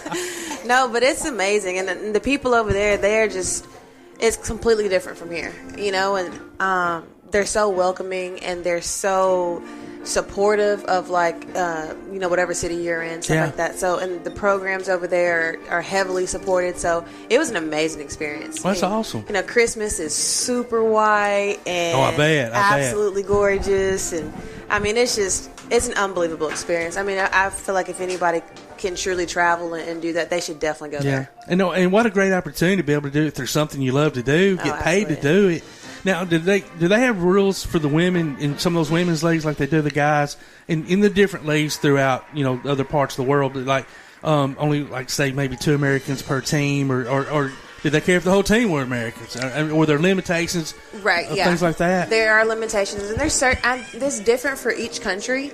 So for Germany, you can only have 3 Americans, but for some other countries you can only have. I mean, you could have up to 5, but only a certain amount can play at one time. Okay. So ours was just 3. Okay. Just 3 per team. While you were doing that, were any of the young ladies you played with, did you have experience playing against them or with them over here in the States? Or were they all from wherever? Yeah, they were all different. Yeah. They were all different. Okay. I didn't play with anyone over here. Now, I knew several people on different teams, from different countries and things like that, but not from the same league or anything that I was in. Okay. Yeah. All right. Well, let's start talking about your coaching career a little bit. Okay. Assistant coach here, a couple of years ago? Just one. Just one? Mm-hmm. But it was 2 years ago? Yep. Is that right? No, or 3? It was 4 years. 4 years ago. Yeah. Wow. Okay, time has gone by. I mean, I remember when you were here. Yeah. And then, so, I mean, that was a good experience, obviously. And then went on to Hazel Green, right? Mm-hmm. And, I went to Hoover first. Hoover first, won a state championship. Yep. That was awesome. Yeah. It had to be a great experience. Absolutely. Hazel Green, and then, how do you say the college name that you were at? Shriner. Yes. They were D3, and I had not heard of them, but in Texas. Yeah. What was that experience like? I wanted to try the college level. I wanted to see, if that's the route that I wanted to go, or, if I wanted to just stay in the high school area. And as much as I appreciated the experience, obviously, I just knew that I would rather do high school. You touch so much. You touch so many girls in different areas and different aspects of life. Exactly. Plus, you have more time for your family, and my kids are, so. That's when I knew I was like, I definitely want to do high school. Yeah. Well, and what a better place to do it than James Clemens. Right. So, first of all, congratulations. Thank you. I know you're expecting big things in the community as well, and we're looking forward to we play Action Sports covers a lot of y'all's games. Oh, okay, and great. we love watching y'all play. Every year's. I think we've been doing it 3 or 4 years, at least I have, and I just anytime I come over here and watch y'all play, it's always well ran program and all. But obviously, you do things different than Coach Tucker. Thank you, Capri.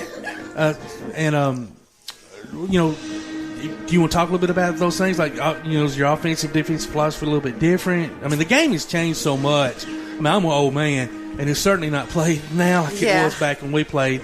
Do you like offensively, like when you have that sure 2 points, are you there, or do you like kicking it out for that 3? Right now, we're gonna take the layup. No. Okay. Now, how I would like to get the program in a couple of years, we're gonna pull up in transition. We're gonna shoot the 3. We're gonna, back cut, finish layups, kick out one more. But coming from a 3-point specialist like yourself, I wouldn't expect it to be any different. Right. But right now, we're trying to rebuild a program and focus on fundamentals. Yeah. And just building up each girl as far as confidence wise, and then skill. Yeah. And that's probably what I've learned the most right now. Like, you have to not just build someone like as far as their skill level, but confidence is like, that's a huge part of it. It's huge now. Sometimes confidence can if you're not maybe fundamentally sound or mentally sound, just being that confident in your game and what you're doing.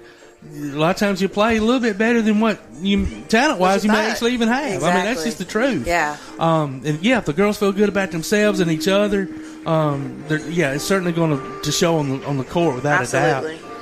What do you like to do defensively? Like to press or zone man? If we have the numbers, because we haven't tried out yet, right? So if we have the numbers, I would love to.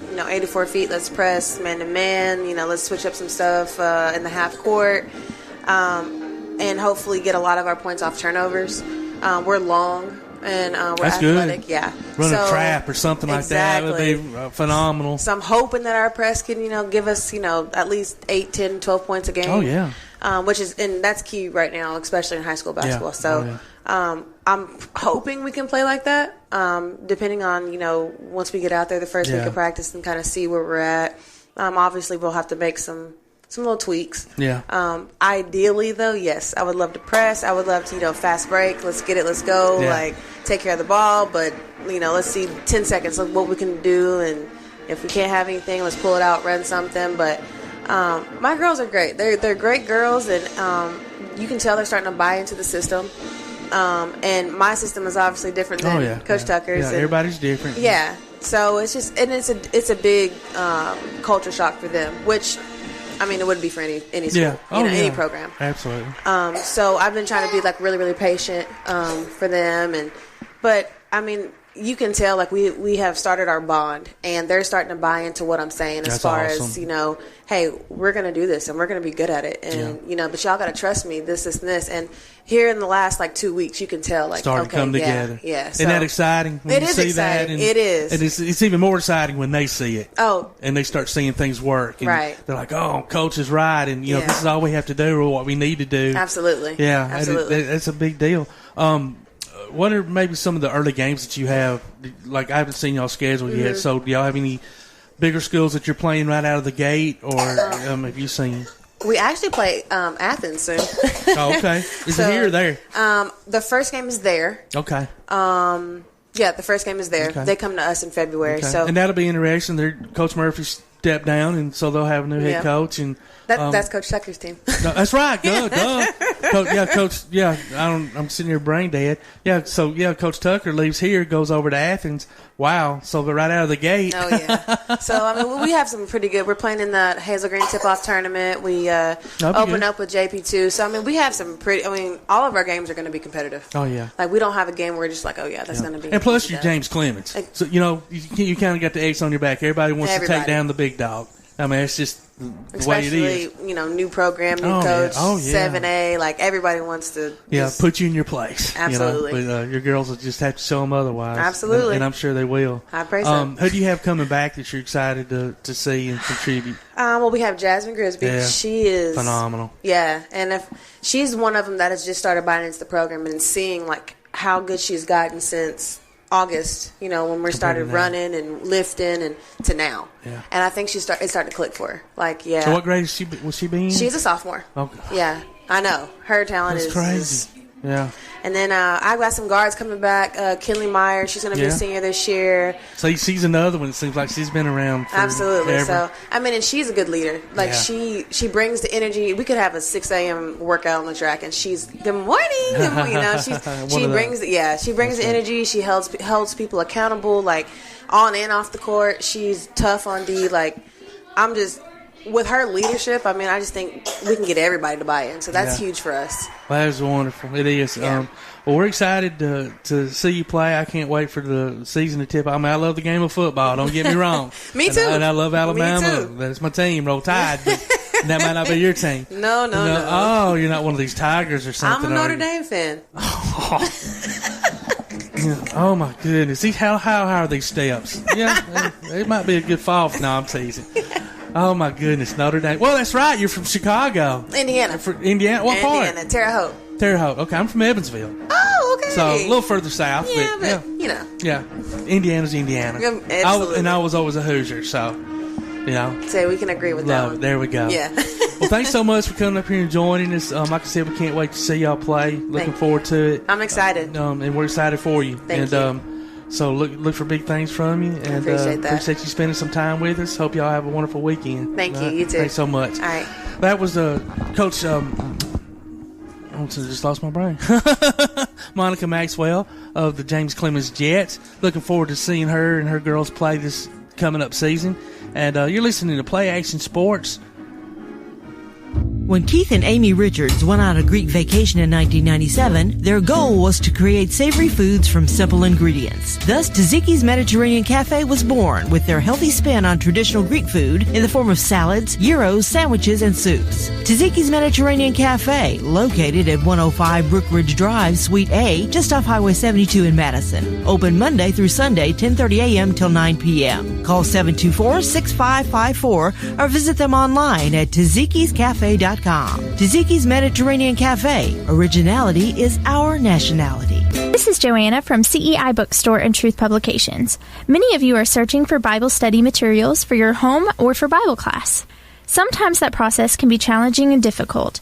I'd love to help you find solutions that would fit your needs and give you more time for your studies. One of our most popular book lines is the Bible Textbook Series. These workbooks are designed to take teen and adult students book by book through the Bible. So stop struggling with the search and come by and let us help you select reliable and meaningful study materials for your class or family. CEI Bookstore and Truth Publications, taking his hand, helping each other home. The next time you need a pharmacy, one call to Athens Creekside Drugs, Salem Pharmacy, or Florence Express Pharmacy will fill the bill.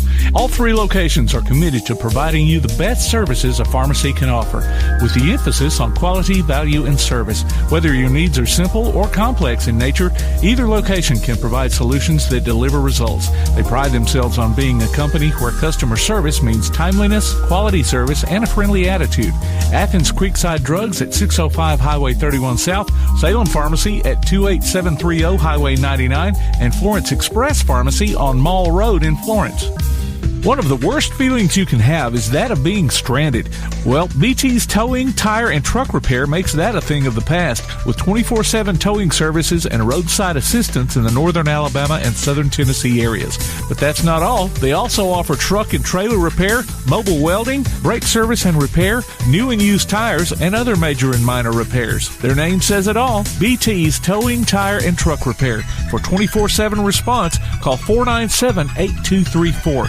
That's 497-8234. BT's Towing, Tire, and Truck Repair. The Play Action Sports Report is back in podcast form. Look for it every Wednesday on your favorite podcast platform. The Play Action Sports Report. Scores, interviews, highlights, and more from school, youth, and amateur sports in Athens and Limestone County. The Play Action Sports Report every Wednesday on your favorite podcast platform or online at pasnetwork.net. Welcome back to James Clemens Football right here on Play Action Sports. We're at halftime. Scores knotted up at 28. Florence and James Clemens. But right now, Mike's one of my favorite parts right here. James Clemens Marching Band performing Journey.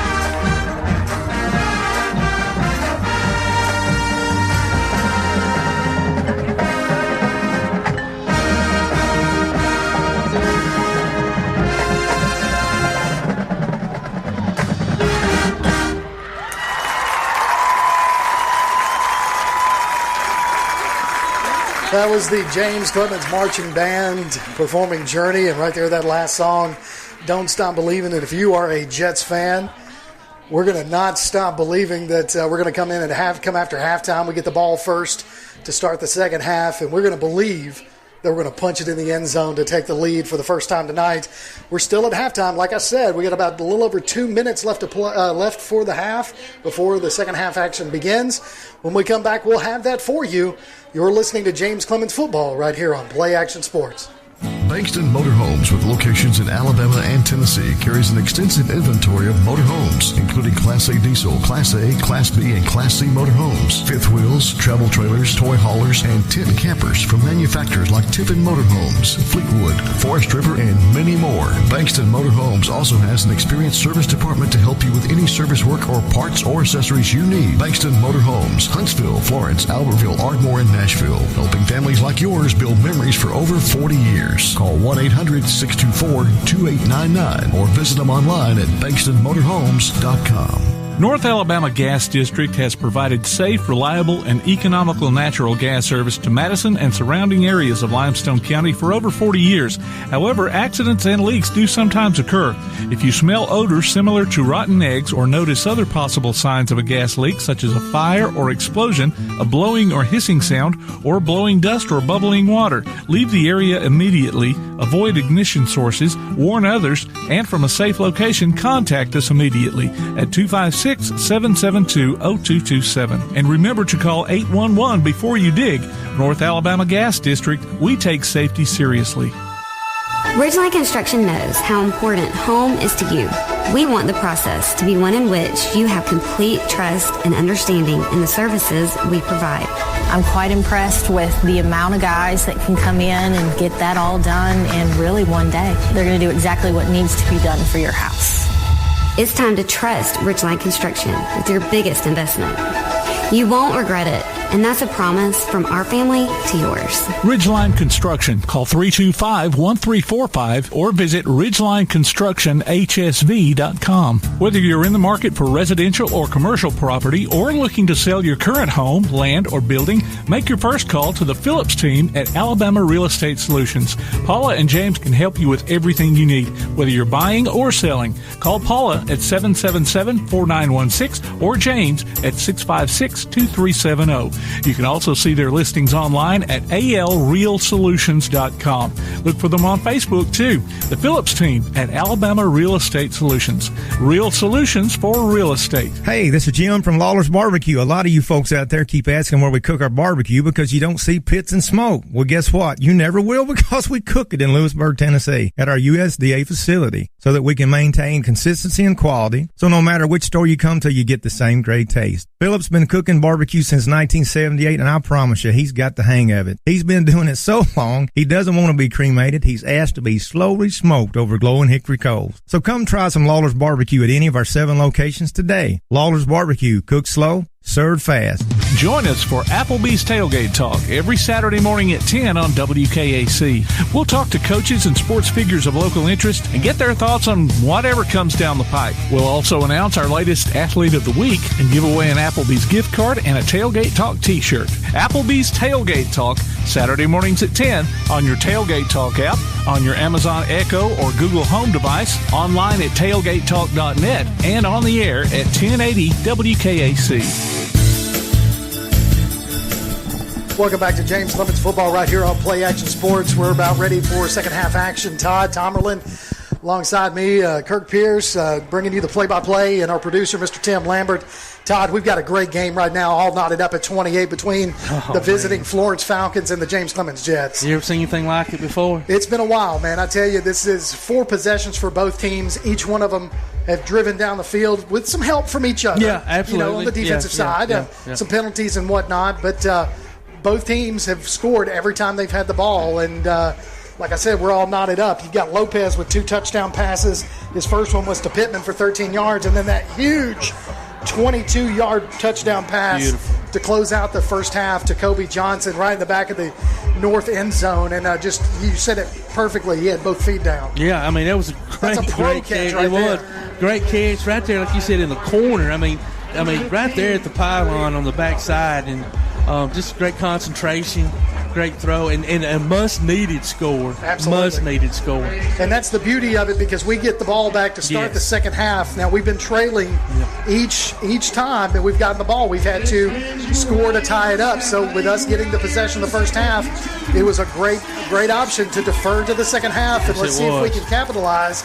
Back deep to receive for James Clemens is Tyreek Walker, number 15, and also Kamari Pittman, number 5, and they are standing at about their 15-yard line, and we're about ready for second half action right here in Madison City School Stadium. And there we go, high end-over-end kick. Pittman's going to field it at about the 16-yard line. They're going to cross the 20. He's going to be met at the 20, fight off that tackle, and be pushed out of bounds at about the 32-yard line is where they're going to spot him. So it'll be 1st and 10.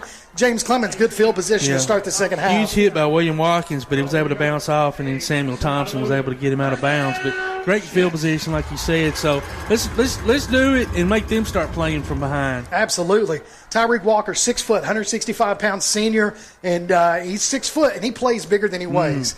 And so able to shrug that first tackler off and stay on his feet. So Lopez comes out. He kind of got shooken up a little bit in the first half, took a big hit, but he's been able to stay in the ball game all night long. So he's got Snodgrass right behind him. We've got splits to the near side. That is Cunningham, Pittman, and Johnson. Going to fake the handoff to Snodgrass. Going to swing it out to Kamari Pittman. Pittman's got some room. Crosses the 40. Brought down at about the 44-yard line. Got a penalty flag on the play. They're probably going to call that a block in the back, and I hate that because the defender turned at the last minute before the block was initiated. But that's probably exactly what they're going to call. And that's exactly what they did call, block in the back right there against the Jets to start the second half. So good gain by Kamari Pittman to pick up the first down, but we're going to bring that back and try it again.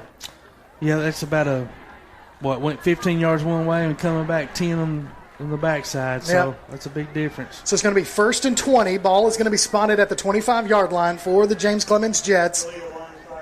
So you've got trips to the near side again, Cunningham, Pittman, and Johnson, and then you got Walker to the far side, split. Snodgrass to the right of Lopez. Lopez going to take the snap, going to fake the handoff on a read option. He's going to stay on his feet, fight forward for a few yards on the play, probably about 4 yards on the pickup, and so it's going to bring up 2nd down and 16 for the Jets. Yeah, good tackle by Elijah Hartnett. He sat there and stayed in his position and didn't buy on the fake and made the tackle.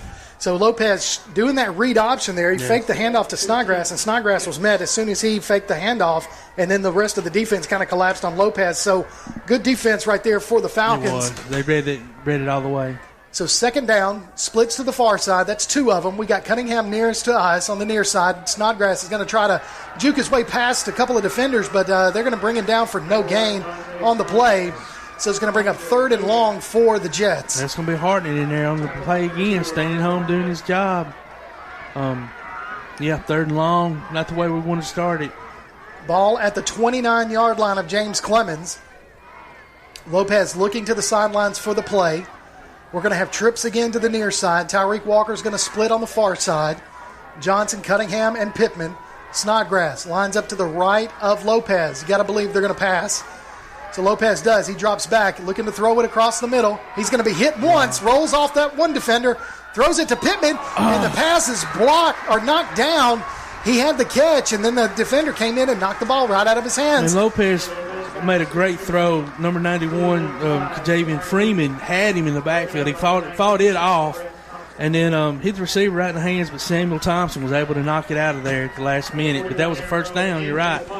You got to hold on to that ball. You got to make those catches. So that's going to be the first defensive stop for either team. The Falcons stopped the Jets from converting on 1st down. So 4th and long, and we've got our first punt of the night. So Aaron Rowe lines up to punt, and we've got a whistle. A whistle on the play.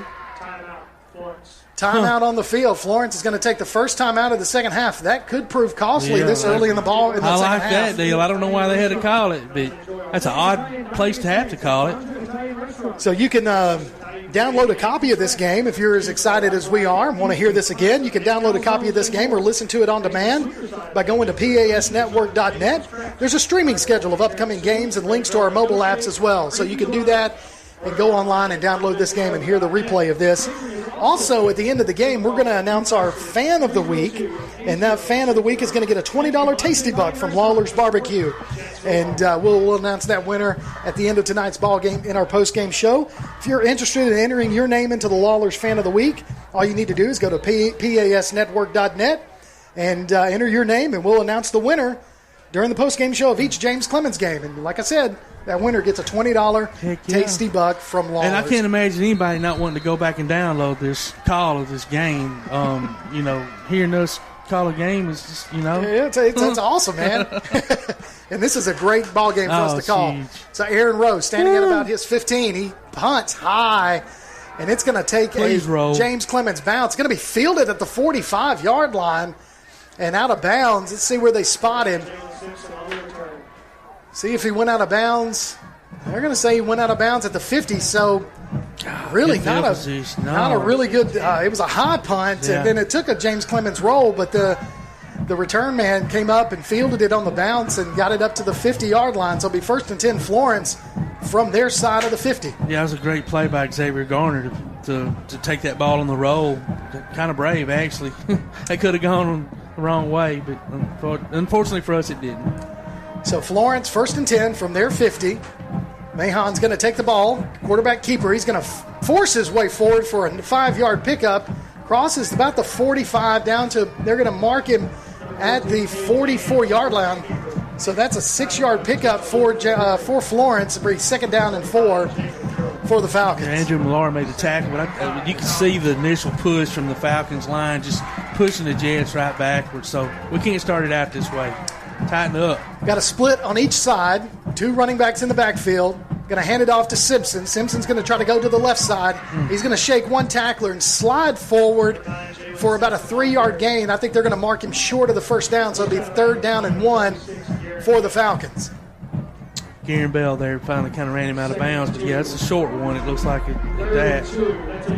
Oh, they're saying 32. So they're going to mark him a yard back, so maybe really only a 2-yard gain on that. So they start. I guess it's when he started his slide. Yeah, and his feet must have went out of bounds. We couldn't see it, been on the opposite side of the field. So shotgun formation, 2 splits to the far side, 1 to the near. Going to be a bad snap. Mahon's going to take it himself. He's going to be met, but he's going to fall forward. He was met in the backfield, but was able to shake the defenders. Verhage was back there along with number 94 and number 34 for the Jets, but the Falcons are able to get the first down. That's just wanting it. It's just wanting it. He went after and got it. He put his head down and went forward. He wasn't going to be denied. So first down for the Falcons at the James Clemens 39-yard line. We're just starting the second half, 9:20. James Clemens had the ball, went basically 3 and out after a penalty negated a big run by a big pass play by Kamari Pittman. That run's going to go nowhere, so that's going to be 2nd and 10 for no gain for the Falcons. So good defensive stop right there for the line. Andrew Millar did a great job following him down the line and bringing him down. Basically right there, it looks like the line of scrimmage. So let's see if the Jets can hold strong. 2nd and 10. Ball at the Jets' 39-yard line. Falcons with the ball. 2 splits to the far side. We've got 1 to the near side. 1 running back in the straight behind the quarterback, Mahon. And then we got 1 up back right in front of him. Shotgun. It's really more of a pistol. Yeah. So got a man in motion. Looks like you're going to do a handoff up the middle to number 5, the running back. He's going to be brought down after about a 3-yard gain. They're going to say he got forced, so it's going to be 3rd and 6, ball at the 35-yard line. Let's go, D. Let's hold tight. Yep, Garen Bell there with a really nice tackle. So, yeah, let's get that purge siren going. Let's hold them. So I don't know, but I got to believe Coach Waldrop for Florence is going to probably try to make this 4 downs. I exactly agree. Yeah, I mean, why not? Yeah. It'd be a long field goal if the Jets are able to get a stop here on 3rd down. So we got trips to the near side, 1 split to the far side, puts a man in motion. It's going to be a jet sweep to number 3. He's got some room. And he's got it. He's got the first down, brought down at about the 29-yard line. So it's going to be a first down for the Falcons. Yep, good tackle there by Cameron Bennett, but not until after he gets that first down. Move the chains again. So 7:49 left to play in the 3rd quarter. The Falcons are moving. All knotted up at 28. James Clemens and Florence in this Region 4 game. James Clemens undefeated right now in Region 4. Florence has 1 loss. Shotgun, handoff to the running back right up the middle. He's going to dance his way around, picks up maybe 2 yards. Great tackle by Verhage, number 99. We haven't called his name much tonight. No. Not like usual. So either they're doubling him, which it very well could be, or he's just not having a performance like he normally does. But that's the typical play he makes right there. He gets down that line and tries to make those tackles for short gain. So good play there by the defensive line, number 99, Verhage. And 2nd down and 8 for the Falcons. Shotgun formation. Man in motion. Goes from there was a little movement on the looks like the right guard moved a little bit, so they're going to move that ball back. So it's going to bring up 2nd and long for the Falcons. Good penalty right there. Yeah, we needed that. If you can't stop them yourselves, let them stop themselves. Absolutely. So that's 1 for the good guys here. Here we go. False start against the guard, the right guard. We all saw it. So move that back 5 yards. So 2nd and 15. Ball is marked at the James Clemens 32. Mahon is your quarterback, or Mahan is your quarterback. He's looking to hand it off. No, he's going to fake. It's going to be a screen pass. No, he's going to fake the screen pass and throw it across the middle to the big wide receiver.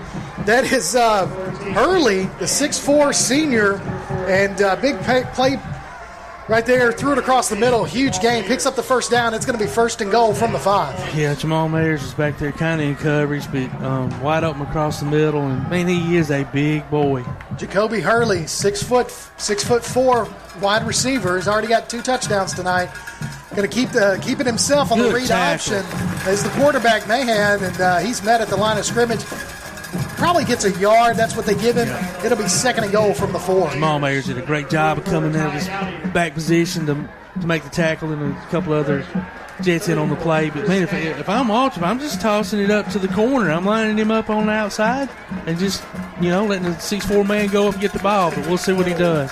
So we'll see something that we haven't seen tonight. The entire, pretty much the entire offense, about 8 players inside, kind of came off there, and they're going with the big push right there. Big quarterback number 8 is in there for the Falcons, and his name's Xavier Garner, and he gets in from 4 yards out on a shotgun. Just kept it himself. Poor Brody Stinson kind of had an opportunity, but he got juked right there about the 1 yard line, and he walked right on in after that. So touchdown, Florence Falcons. That's their 5th possession and their 5th touchdown of the night. I mean, at some point, that's got to be a record. I'm sure it's probably something crazy, 8 or 9 possessions, who knows, but not 7A football. You don't see that at all. Not a lot, nope. The kick is up for the extra point, and it looks good from here. So with that, Florence takes the lead again, 35-28 with 5:26 left to play in the third quarter. You're listening to James Clemens Football on Play Action Sports. Bankston Motorhomes, with locations in Alabama and Tennessee, carries an extensive inventory of motorhomes, including Class A diesel, Class A, Class B, and Class C motorhomes, fifth wheels, travel trailers, toy haulers, and tent campers from manufacturers like Tiffin Motorhomes, Fleetwood, Forest River, and many more. Bankston Motorhomes also has an experienced service department to help you with any service work or parts or accessories you need. Bankston Motorhomes, Huntsville, Florence, Albertville, Ardmore, and Nashville, helping families like yours build memories for over 40 years. Call 1-800-624-2899 or visit them online at bankstonmotorhomes.com. Welcome back to James Clemens Football right here on Play Action Sports. Your score 35-28. Florence on top of the Jets with 5:26 left to play in this third quarter as Florence lines up for the kickoff. Back deep to receive, Pittman and Walker standing at about their 15-yard line. The kick is up. High end-over-end kick, going to be fielded at about the 15-yard line by Tyreek Walker. He's going to try to bounce it to the outside, cut it across the middle. Brought down at about the 29-yard lines where they're going to say he went down. Still some movement on the field. Lots of pushing and shoving. Yeah, they're having to break each other up. Xavier Garner was there on the play. Lots of pushing and shoving out there by both teams. But 1st and 10 for the Jets from their own 29-yard line. Yeah, the Jets seem like they're letting emotions get to them just a little bit. They're going to have to calm themselves down if they want to stay in this game. You can tune in to Play Action Sports updates 3 times each weekday for school, youth, and amateur sports news from the Limestone County area. All you got to do is turn your dial to 1080 AM WKAC, and you can just get all your sports updates from around the Limestone County area. So 1st and 10, James Clemens from their own 29-yard line. Got splits to the far side. That's 2 of them. 2 to the near side. Going to fake the handoff to Snodgrass. Going to roll to this side. He's going to yes. Going to be tipped. Pass intended for Cunningham, number 3, and it was tipped right at the 35-yard line. And I'll be honest with you, I saw this, Todd. The defender had a hold of Cunningham's jersey, but no call. No call. Skylar Triplett was one that was in coverage, and I didn't see him pulling on the jersey. Obviously, he's the one that made the tip there at the last second. Wide open. If that ball had been thrown just a couple inches higher, we'd be celebrating a touchdown right now. So brings up 2nd and 10 for the Jets on their side of the 50, standing at the 29-yard line. Got 2 splits to the near side. That's Cunningham and Johnson, Tyreek Walker and Pittman on the far side. Going to hand it off to Snodgrass up the middle. He's going to be met by a line of Falcons for about 3 yards on the pickup. So 3rd and 7 for the Jets. Yep, 3rd and long again. When you throw on 1st down, sometimes that's, especially deep, that's the only bad thing about it. If it's not complete, you kind of set yourself up for a hard time to get the next 1st down. But if anybody's capable, it's the Jets. The offensive line's just got to block here and, keep Gio a lane to throw. So Lopez, shotgun, takes the snap, fakes the handoff to Snodgrass, looking to throw. He's going to roll to his far side. He's going to keep it himself. He's got some room. Crosses the 40, past the 50. He's down to the 40 on the other side. Brought down at the 38-yard line. 1st and 10, Jets. What a great run. Finally brought down by number 20, Kamari Clardy. Man, that was huge. We needed that, needed it bad. Something I've been waiting for Gio to do all night. I mean, it's just tuck the ball and it's been run. there. He's had some lanes. 3 times it's been there, and he for whatever reason, he didn't take advantage of it. But this time he did, and what a huge gain for the James Clemens Jets. A nice 44-yard pickup by Gio Lopez. 1st and 10 Jets in the Falcon territory. Going to hand it off to Snodgrass on a read option. Snodgrass is going to keep those legs churning and push us forward for a big, hard 5-yard gain. Trying to see who all was in there. It looked like number 45, Nick Wilcoxon, and I believe number 90, Zai Williams. So they're going to pull him back a couple of yards. Say he was only picked up 3 yards on the play. So 2nd and 7. Going to fake the handoff. Ball hits the turf. It looks like they got it. It was the read option again, and Lopez tried to pull it out from Snodgrass's bread basket, and the ball hit the turf. And that's the only thing about that read option. You've got the ball handling has to be perfect every time, and that time it obviously wasn't. So the first turnover of the ball game goes against the Jets, and Florence benefits by picking it up. So it'll be 1st and 10 Florence at their own 38-yard line after the fumble recovery. I know there's still a lot of football left, but there's only 3:36 left to go in this quarter, and I'd almost say we have to have a stop right here. I mean, if they go up 2 scores, I'm not sure that we'll have enough time because we're not stopping them. Yeah, we've been saying it all night, and it's huge. So Florence with the ball takes the snap, going to give it to Simpson. Simpson's got a hole. He's kind of weaving and wobbling his way through again. Crosses the 50, still on his feet. Missed tackles. Down to about the 24-yard line, shoved out of bounds. Huge pickup there by Simpson. And you got James Clemens players, John over there to the Florence sidelines. Missed tackles again. Tackling has been just atrocious. I hate to be ugly, but that's the only word I can think of. Yeah, nobody's wrapping up. I mean, there's holes there, but there's no way that he should have been able to bounce outside. That little simple kind of play should have been down after a 4-yard gain at best. So 1st and 10 for the Falcons at the 20-yard line of the James Clemens Jets. They're looking to try to put some more points on the board. Mahan's going to keep it himself. He's going to be met at the line of scrimmage, and his helmet's going to come off, and he's going to be thrown down hard. So no gain on the play, probably a loss of a yard. Yep, that's what they say. So 2nd and 11 for the Falcons. Quarterback number 14, Mahan's got to come out of the ball game because his helmet came off. Andrew Millard, I think, was one that was the initial hit, lit him up pretty good. I mean, that's what we should have been doing all night, man. Just put them lids down on that ground, knock somebody loopy. So we're under 3 minutes left to play in the third quarter. Florence on top, 35-28. Shotgun to number 8.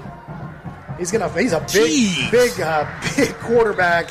Number 8 is for Florence, Xavier Garner, and he goes forward for about 5 yards, and he's still. Well, yeah, it was all Cameron Barnett could do just to hold on to his ankle and finally bring him down. He was dragging everybody with him.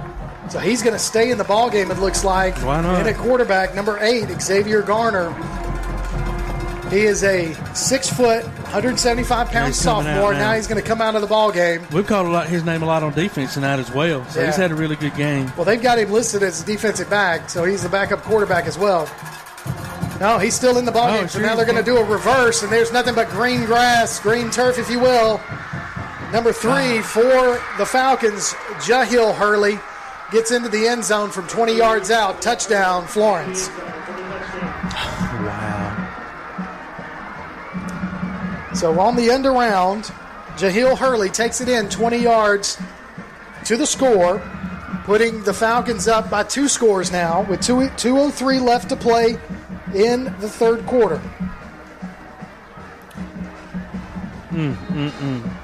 I tell you, that you're exactly right. I mean, if we're not getting the stops that we need. No. And that kick is up, it's high, and it is good. So with that, the Falcons take 2 touchdown lead over the Jets. We'll take a break, and when we come back, the Jets will have the ball. You're listening to James Clemens High School football on Play Action Sports. North Alabama Gas District has provided safe, reliable, and economical natural gas service to Madison and surrounding areas of Limestone County for over 40 years. However, accidents and leaks do sometimes occur.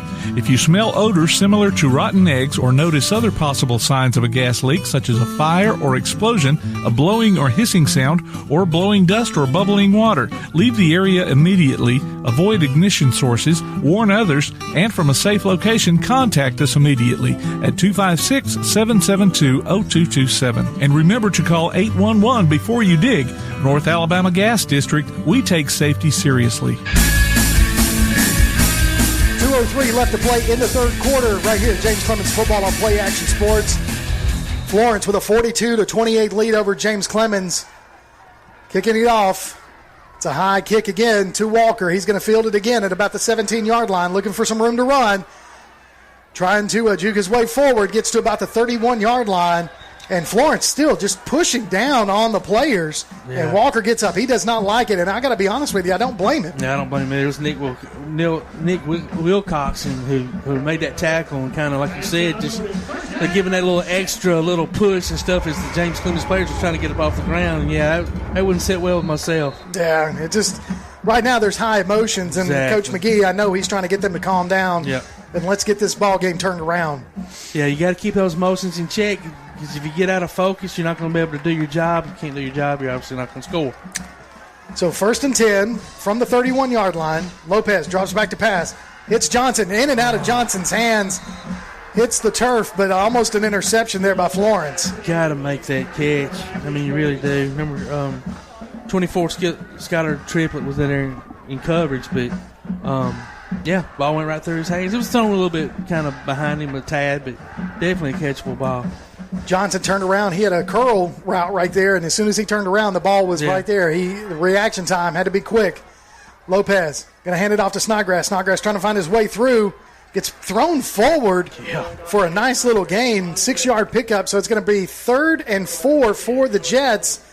We got to get this first down. Yeah, Brian Russell's one on that tackle, and he's actually laying on the ground right now as well. So Florence Falcon down on the turf right now and just kind of laying there, not moving. And I didn't see anything unusual about the hit. I mean, he made a good tackle, wrapped him up, and put him on the ground, the James Clemens running back on the ground. But obviously, maybe it was a helmet to helmet or something. I didn't see that. But. So we got an injury timeout on the field. We're going to take a timeout as well and come back. You're listening to James Clemens Football on Play Action Sports. Mellow, a state of mind, a culture, a way of being, and the philosophy behind Mellow Mushroom Pizza Bakers. Since 1974, their mission has been to provide delicious food in a fun and creative environment. The originators of hand-tossed, stone-baked classic Southern pizza, Mellow Mushroom makes their pies with high-quality, fresh ingredients to elevate the dining experience. So mellow out at Mellow Mushroom, a higher order of pizza, in Huntsville at 470 Providence, Maine, and 2230 Cecil Ashburn in Jones Valley. Welcome back to James Clemens Football. We're here at Madison City School Stadium. James Clemens with the ball, 3rd and 4. After the injury timeout, they're down 2 scores, 42-28 to Florence. Lopez, shotgun formation, trips to the near side. Got one split to the far side, takes the snap, hands it off to Snodgrass. Snodgrass got some room around the corner, goes out of bounds at about the 45, so he picks up the first down. Nice gain there by the Jets. Yeah, nice gain. Kamari Clardy kind of ran him out of bounds a little bit there, but first down, that's what we need. You got to move that ball.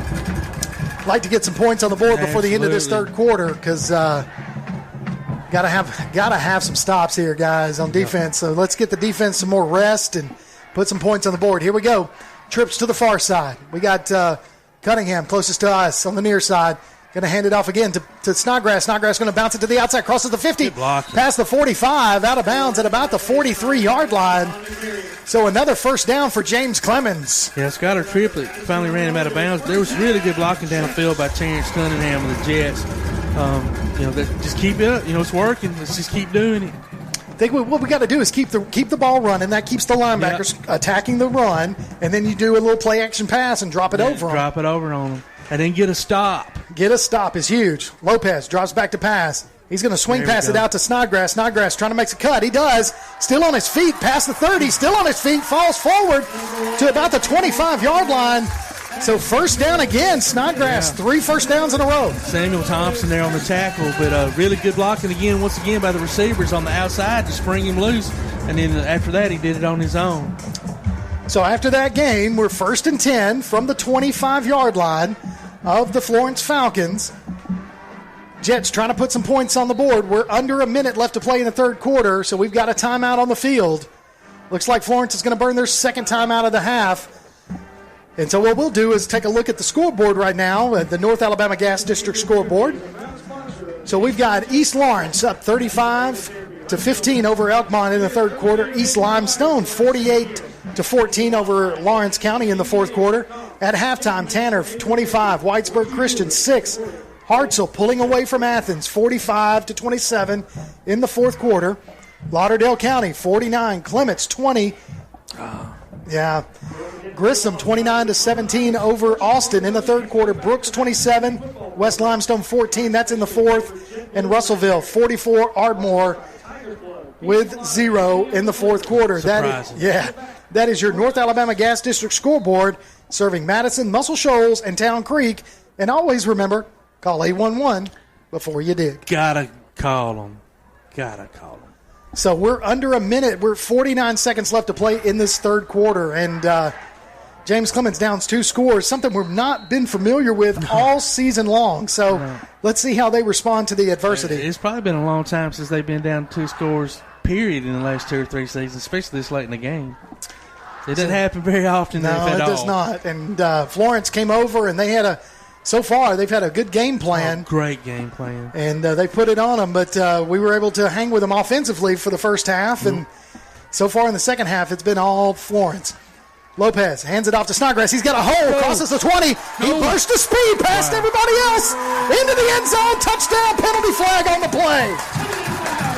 Boy, it's not a good place for a flag. It could be coming back. It is going to come back because I think it's going to be a little bit of extra pushing. 25-yard touchdown run is going to be holding. Holding against the offense. Yeah, that's usually about where holding flag's called. Man, what a burst of speed by Snodgrass to break. I mean, that was unbelievable. He put it in about 3 gears real quick. Great offensive line. There was a hole there, but now we kind of know that there was a hold. So well, that could have been a part of it, obviously. Yeah. So, but you know what? They say they can do it. Yeah, it's absolutely working. So, don't get down. You still got plenty of time in the game. You're moving the ball. Just look at it as a setback and keep on doing what you're doing. So many weapons on both teams offensively, and James Clemens fake the handoff. He's got to throw it deep to Kobe Johnson. He's got him in the end zone. Is he in? Did he catch it? He caught it. No, they're going to say incomplete pass. Kobe Johnson goes up, and I mean looked like he had it.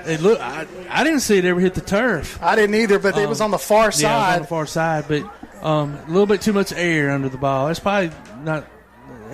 Gil's only thrown 1 or 2 bad passes tonight, and that wasn't really bad. He gave his receiver an opportunity. Pretty good coverage down there by the Falcons, but man, so close, so many close. Oh, it is. Big things going on. I believe if he had thrown that just a hair earlier, Johnson had his defender beat. He was beat 3-4 yards.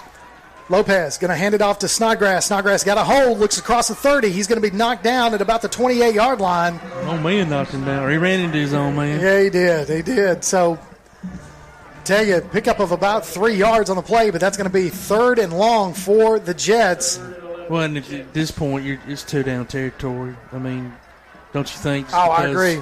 You're down 2 scores. And we're not showing any signs of stopping them. So, I'm surprised they're not trying to get a playoff right here. I really don't understand that, to be honest. Yeah, so we're going to roll out to the fourth quarter, and that's going to do it for third quarter action right here. Florence on top of James Clemens, 42-28. When we come back, everybody's holding 4 fingers up.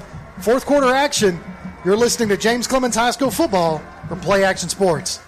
Bankston Motorhomes, with locations in Alabama and Tennessee, carries an extensive inventory of motorhomes, including Class A diesel, Class A, Class B, and Class C motorhomes, fifth wheels, travel trailers, toy haulers, and tent campers from manufacturers like Tiffin Motorhomes, Fleetwood, Forest River, and many more. Bankston Motorhomes also has an experienced service department to help you with any service work or parts or accessories you need. Bankston Motorhomes, Huntsville, Florence, Albertville, Ardmore, and Nashville, helping families like yours build memories for over 40 years. Call 1-800-624-2899 or visit them online at bankstonmotorhomes.com. Keep up with local school, travel, youth, and amateur sports throughout the week with the Play Action Sports Update. Listen weekday mornings at 7:30 and weekday afternoons at 1:30 and 3:30 as we bring you the latest scores, news, and announcements from Limestone County and surrounding communities. That's the Play Action Sports Update 3 times a day, Monday through Friday on 1080 WKAC. Welcome back to James Clemens Football right here on Play Action Sports. I'm Kirk Pierce alongside Todd Tomerlin and Tim Lambert is our producer. I was going to call you James Clemens, Tim. I apologize, but that's not you. He is James Clemens. It's James Clemens Football right here on Play Action Sports, and we're starting fourth quarter action. Put 12 minutes up on the scoreboard. Todd, we're down 2 touchdowns. It's third and about 12, and James Clemens' ball is at the Florence was at 28-yard line. Yep. So, we got to get to the 16 basically. So we're going to hand it off to Snodgrass up the middle. He's going to he's going to be met right at the line of scrimmage and just know where to go. So that's going to bring up fourth down for James Clemens. Trying to get that number. Looks like number 10 is what they're saying. Well, it's 10 and 15. 15 was one that made the initial hit. William Watkins and then Noah Tony in there as well. But I'm not sure about that play call on third down, especially coming out of a timeout. So it looks like we're going to have a timeout on the field right here. It looks like terrible. James Clemens is going to call a timeout there first of the half. So with 11:32 left to play in the ball game, James Clemens decides to take a timeout. And Todd, I just tell you, I think we'll just keep it here. I mean, this is like I said, it's a heavyweight fight tonight. It is. Been back and forth, punches in the mouth, left and right. And, I hate we're having to call a timeout right there. We might need that a little bit later on during this game, especially if we score right here. Coach McGee just kind of looked and he said, I don't like what I see. We got to have a play that's going to get us 11 yards. So that's true. So you can follow us on Twitter at PAS Network and look for Play Action Sports on Facebook. We'll keep you updated on scores via Score Stream tonight and throughout the week. All those scores we're talking about is throughout the game. You can look on Twitter if you want actual updates as it comes along. And look at those scores right there. Follow us on Twitter. Again, PAS Network, or you can look for Play Action Sports on Facebook. So here's where we're at. 4th and 11. Ball at the 26-yard line of Florence.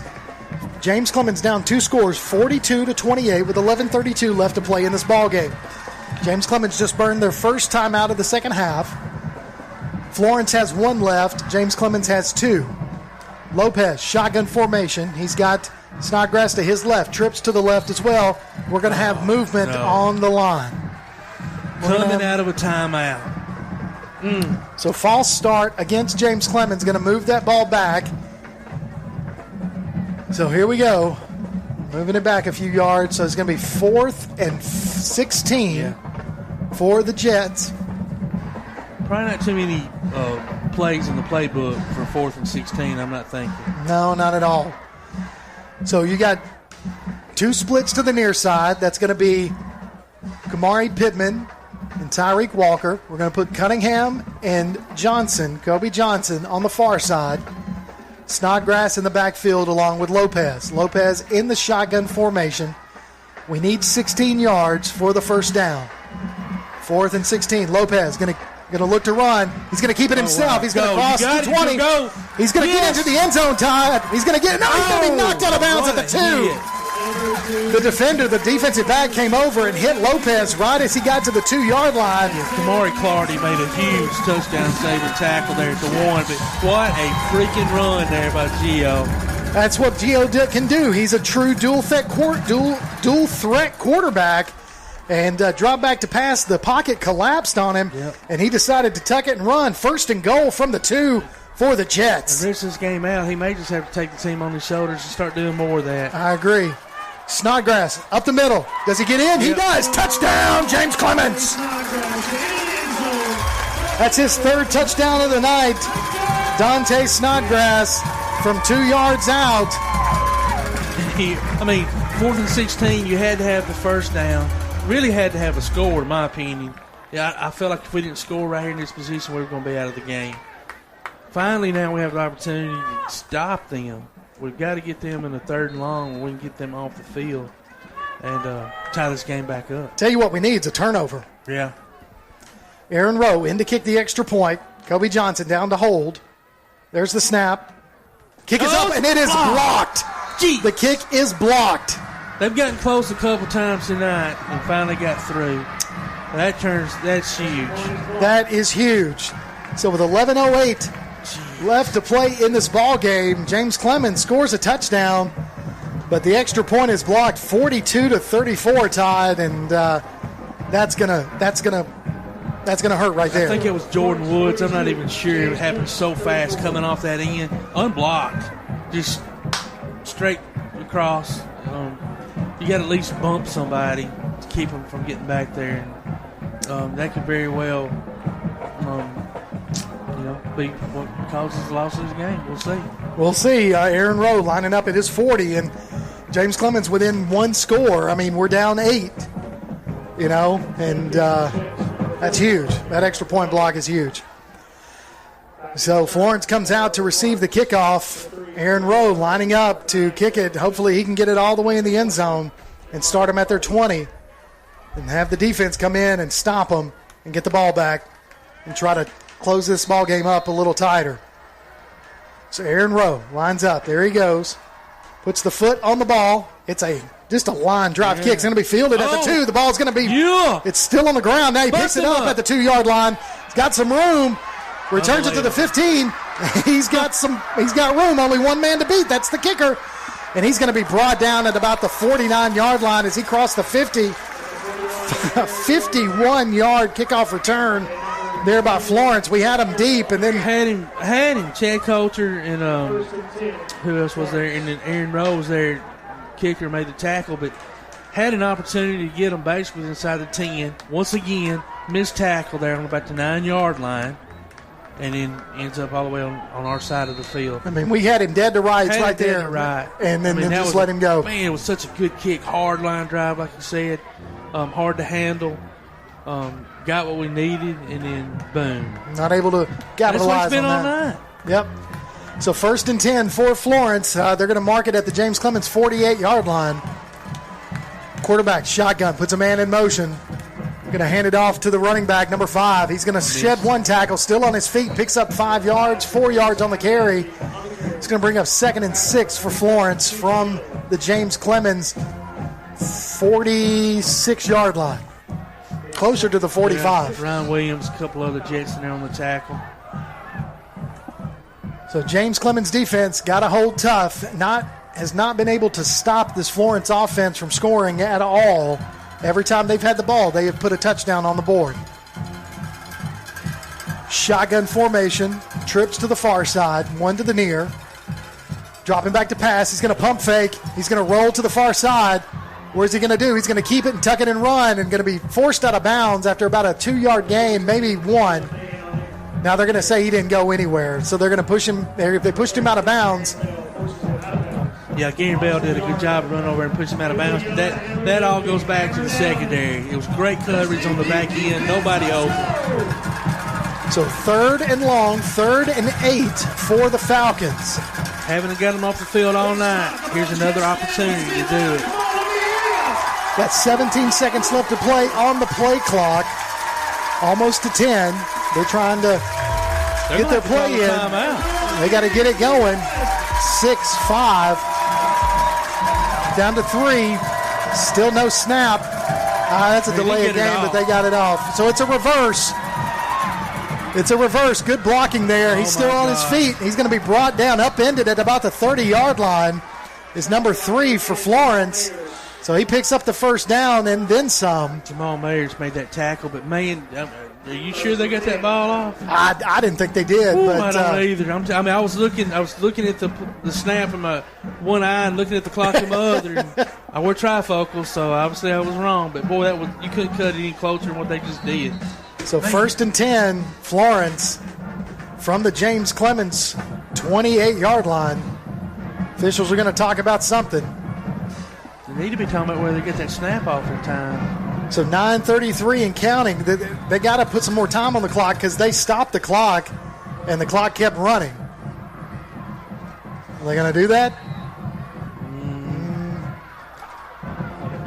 I don't think they're going to do that. I mean, why did they stop to talk about it? Now they're winding it up again. All right, this is for the play clock. Yeah, you can hear the fans down below talking about it as well. Yeah, so now the whistles are blowing again, and it's some confusion. We've had this a couple of times this year with the play clock and with the timekeeping on the official clock, and some confusion from the officials, and they're talking it over. And this isn't the first time this crew's been confused tonight. No, it really hasn't. I got to tell you, I'm just going to tell you, I don't know necessarily the first touchdown that Florence scored tonight. I don't know that he got in the end zone. He was down at the 1. They gave him the touchdown, and then, of course, the one that I thought was an incomplete pass at the goal line that ended up being scored for Florence. Fumble and recovery. I'm not so sure about that. But they gave it to him, so... I'm hoping one of the local TV stations would happen to be here to see a replay of that. So 1st and 10 from the James Clemens 28. It's going to be a handoff around the far side. He's got a hole to run. Picks up 10 yards, maybe 11. And he's going to mark it down at the James Clemens 18-yard line for the first down for Florence. Got a penalty flag on the play. Oh, nice. Maybe it'll be coming back. I don't see the flag. Oh, it's on the far side, yeah. Maybe it's a false start. No, they said it's a false start, so that's going to bring that first down run back. Anything to get them backwards. The problem is you can move them backwards, but we're not adding more time to the clock. So we're right at just 9:06 left to play in this ball game. James Clemens down 42-34 to Florence. Yeah. And if they don't keep him out of the end zone here, it's going to be hard. To say, not impossible, but yeah, very, very hard, especially missing or getting the extra point blocked and having. So even if you do score, you still have to go for 2. So the ball is, after the penalty play, the ball is going to be marked at the James Clemens. He keeps going back and forth. Okay. I don't know. Now the ball's down. The ball is marked at the 33-yard line of James Clemens. So it's 1st and about 15 for the Falcons. Now the clock is under 9 minutes. Yeah, she made it hard to mark off 5 yards. Play clock is under 10. Shotgun formation. No one in the backfield other than the quarterback. He's going to keep it himself and run it up the middle. He's going to be met by the line. Mr. Verhage and crew stop the quarterback for maybe 2 yards on the play. So it's going to bring up 2nd down and long for Florence. If Florence ain't going to be in any hurry from this point on to snap the ball, they're probably going to let the play clock run along with the time clock, drain it down each play. Can't blame them for that. So 2nd down, 14 to go, 8:12 and counting, 14 seconds left on the play clock, and we're about to be under 8 minutes once this ball is snapped. Shotgun formation, trips to the far side, one split to the near side, single running back, that's Simpson. It's going to be a rollout pass to the far side. Mahon's looking to throw it. It's going to be deflected, knocked out of the receiver's hands by number 7, but we got another penalty flag on the play. Great coverage out there by Kamari Pittman. That's number 7. Keenan Hill. Oh, I'm looking at the wrong one. You're looking at the offense. Keenan Hill with a good pass deflection for James Clemens. I just read it wrong. It's going to be offsides, which is odd if they called that. But it is against Florence, so that's going to move them back a little bit further. Yeah, usually if it's the offensive team, the ball doesn't even – the play doesn't usually happen. Yeah. They don't usually move. It's dead ball. So that's going to move the ball all the way out back to the James Clemens 37-yard line. So it's going to be 2nd down and about 20 for the Falcons. Actually, it's 2nd down. Yeah, that's 2nd down and 20. Fake the handoff. Good pass across the middle caught by number 4. That's Hurley, again, the big receiver for the Falcons.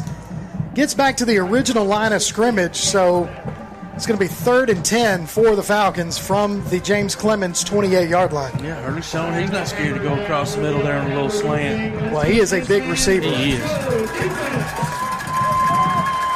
So 3rd and 10 for Florence. They're taking as much time off of this clock as they can.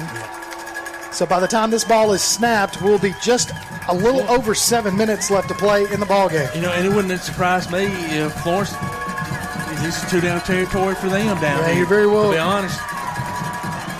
So it looks like they're going to call their 3rd and final timeout of the night.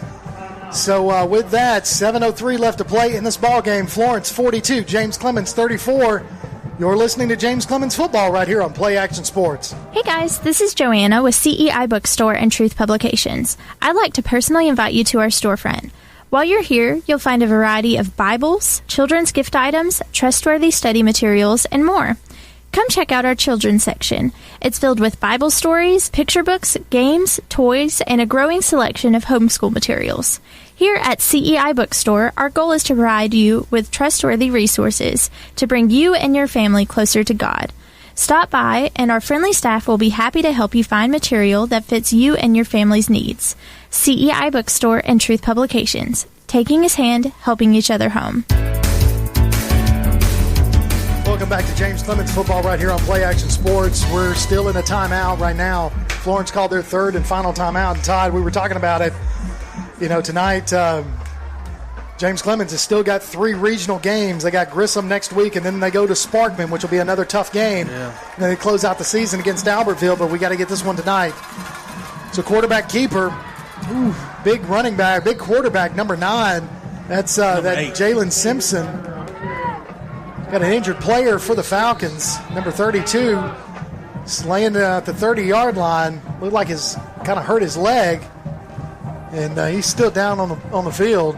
But after that pickup by Garner for the Falcons, he picks up 6 yards on the play. It's going to be a 4th and 4 once we fix this injury timeout here. Get this player off the field. Yeah, we got 6:50 left to play in the ball game. Ankle or knee, he's limping off, but so it's going to be interesting to see what they do here. It looks like they're going to bring the offense in.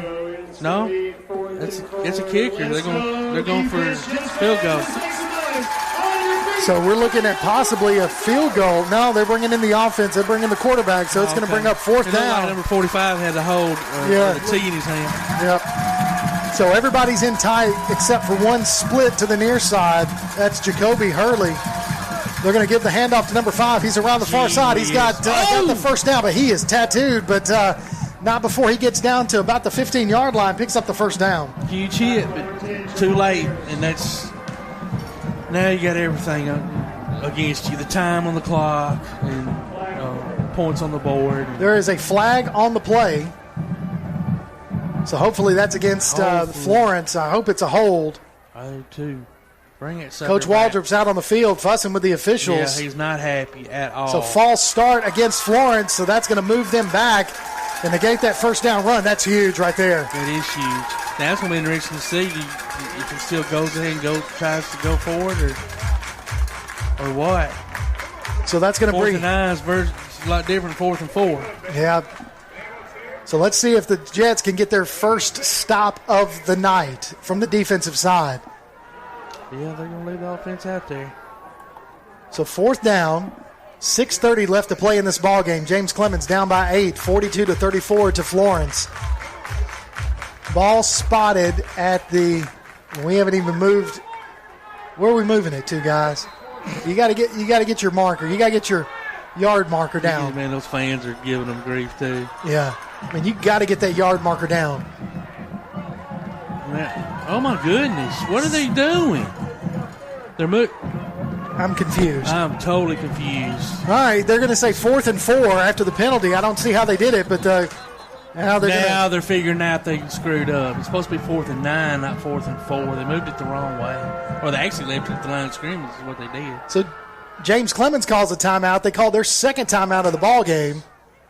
And Coach McGee's out there trying to tell them what's going on. We don't understand. And he should get his timeout back. Why did you move it to the original line of scrimmage after a false start? Unbelievable. It makes no sense. So the officials go out there to discuss this, and you can hear us on your Amazon Echo device by saying, Alexa, open Play Action Sports, and hear our coverage of James Clemens football in crystal clear quality all season long. Did you know you could do that, Todd? Absolutely.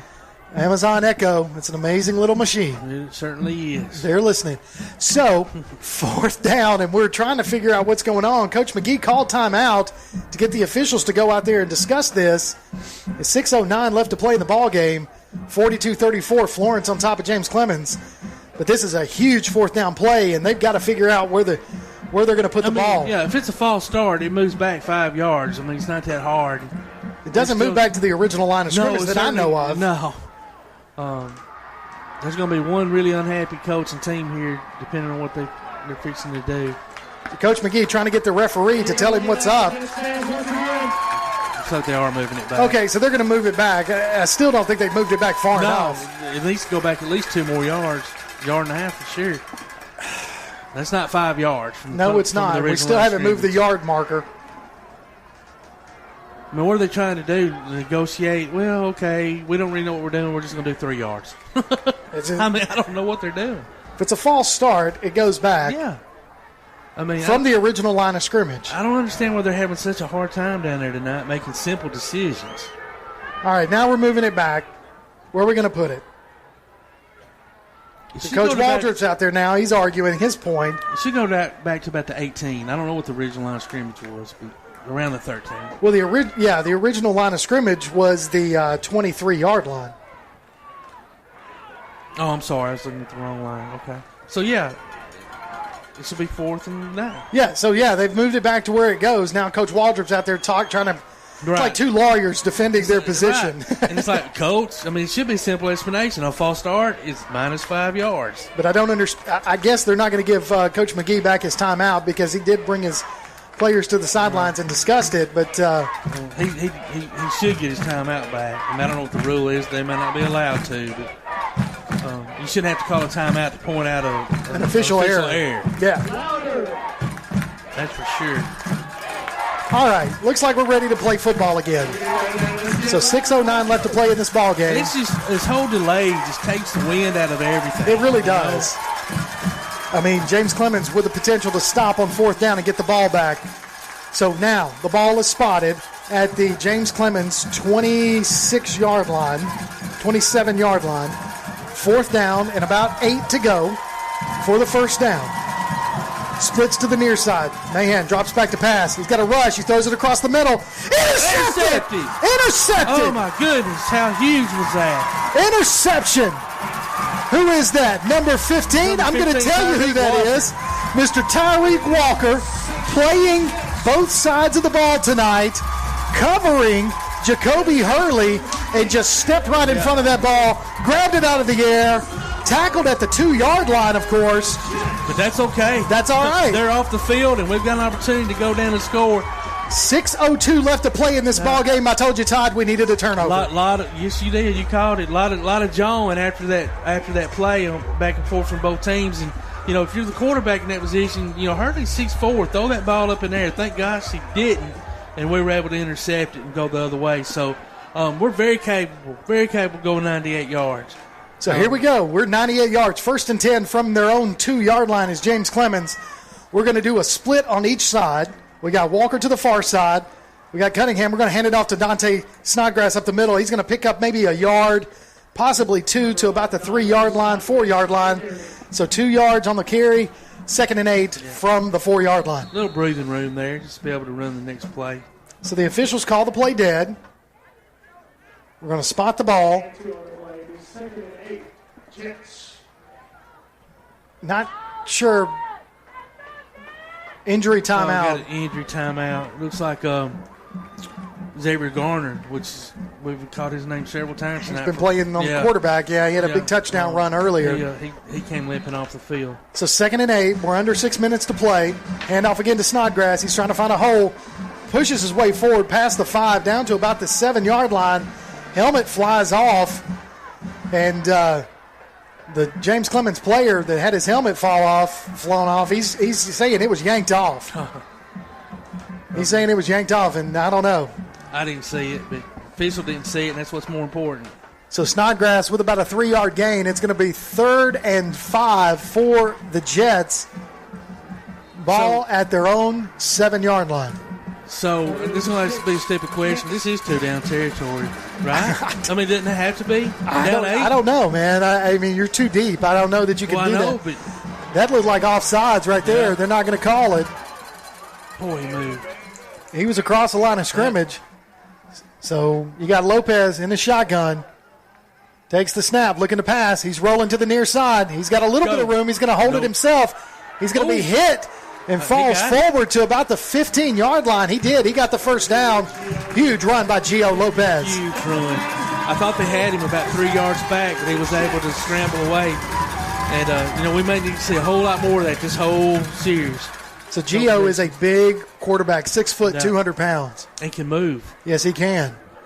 So Lopez, shotgun. 2 splits to both sides. Snodgrass to his right, puts a man in motion. That is Pittman. Takes the snap. Hands it off to Snodgrass around the far side. Snodgrass trying to look for a hole, but it closed fast. Only about a yard gain, so 2nd and 9 for the Jets. And that clock is ticking. We're under 4.5 minutes left to play in this ball game. Yeah, Kamari Clardy did a really good job of stepping in there and tripping him up. So 2nd and 8 for the Jets. Trying to put a touchdown on the board. You got to go for 2 to tie the ball game up. Basically 2 touchdowns. I mean, 2-point conversions to me has always been almost like having to score a touchdown. It really is. Snodgrass gets the ball again, runs it up the middle. He's got a hole. Go. He's past the 40 or down to about the 40-yard line. They're going to mark him short of the 40. Picks up the first down. Huge run there by Dante Snodgrass. They're going to mark him down at the 38-yard line. So first down, James Clemens. Kamari Clardy in there on that tackle again. Anytime we can call his name, which we have a lot tonight, that's a good thing because that means that we've busted into their secondary. So 1st and 10, James Clemens from their own 38-yard line. Trying to put some points on the board. Fake the handoff. Throw it out there to Johnson. Johnson receives it at about the 44, 43-yard line. They're going to say he was down. So nice little 5-yard gain there from Lopez to Johnson. Nice little just catch and throw. Elijah Hartnett, number 2. Falcons was out there in coverage, but as long as we're moving the ball that way, we're in good shape. So we're going to bring Walker and Johnson to the near side. We've got Pittman and Cunningham to the far side. Pittman goes in motion from the far to the near. Going to hand it off to Snodgrass again. He's got a hole. He's following a blocker. He's going to be short of the first down. No, they're going to give him the first down. So 1st and 10, James Clemens, about the 48-yard line. James Clemens moving. Plenty of time on the clock, guys. Just relax. Take your time.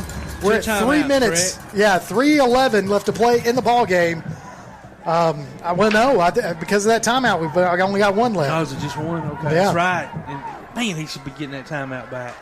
So 1st and 10, James Clemens from their own. They're going to mark him at the 49-yard line. 2 splits to both sides. Lopez takes the snap, hands it off to Snodgrass again. Workhorse. Go. He's going to fight his way forward for about 4 yards on the carry. Crosses the 50. Down to about the 46-yard line goes Snodgrass.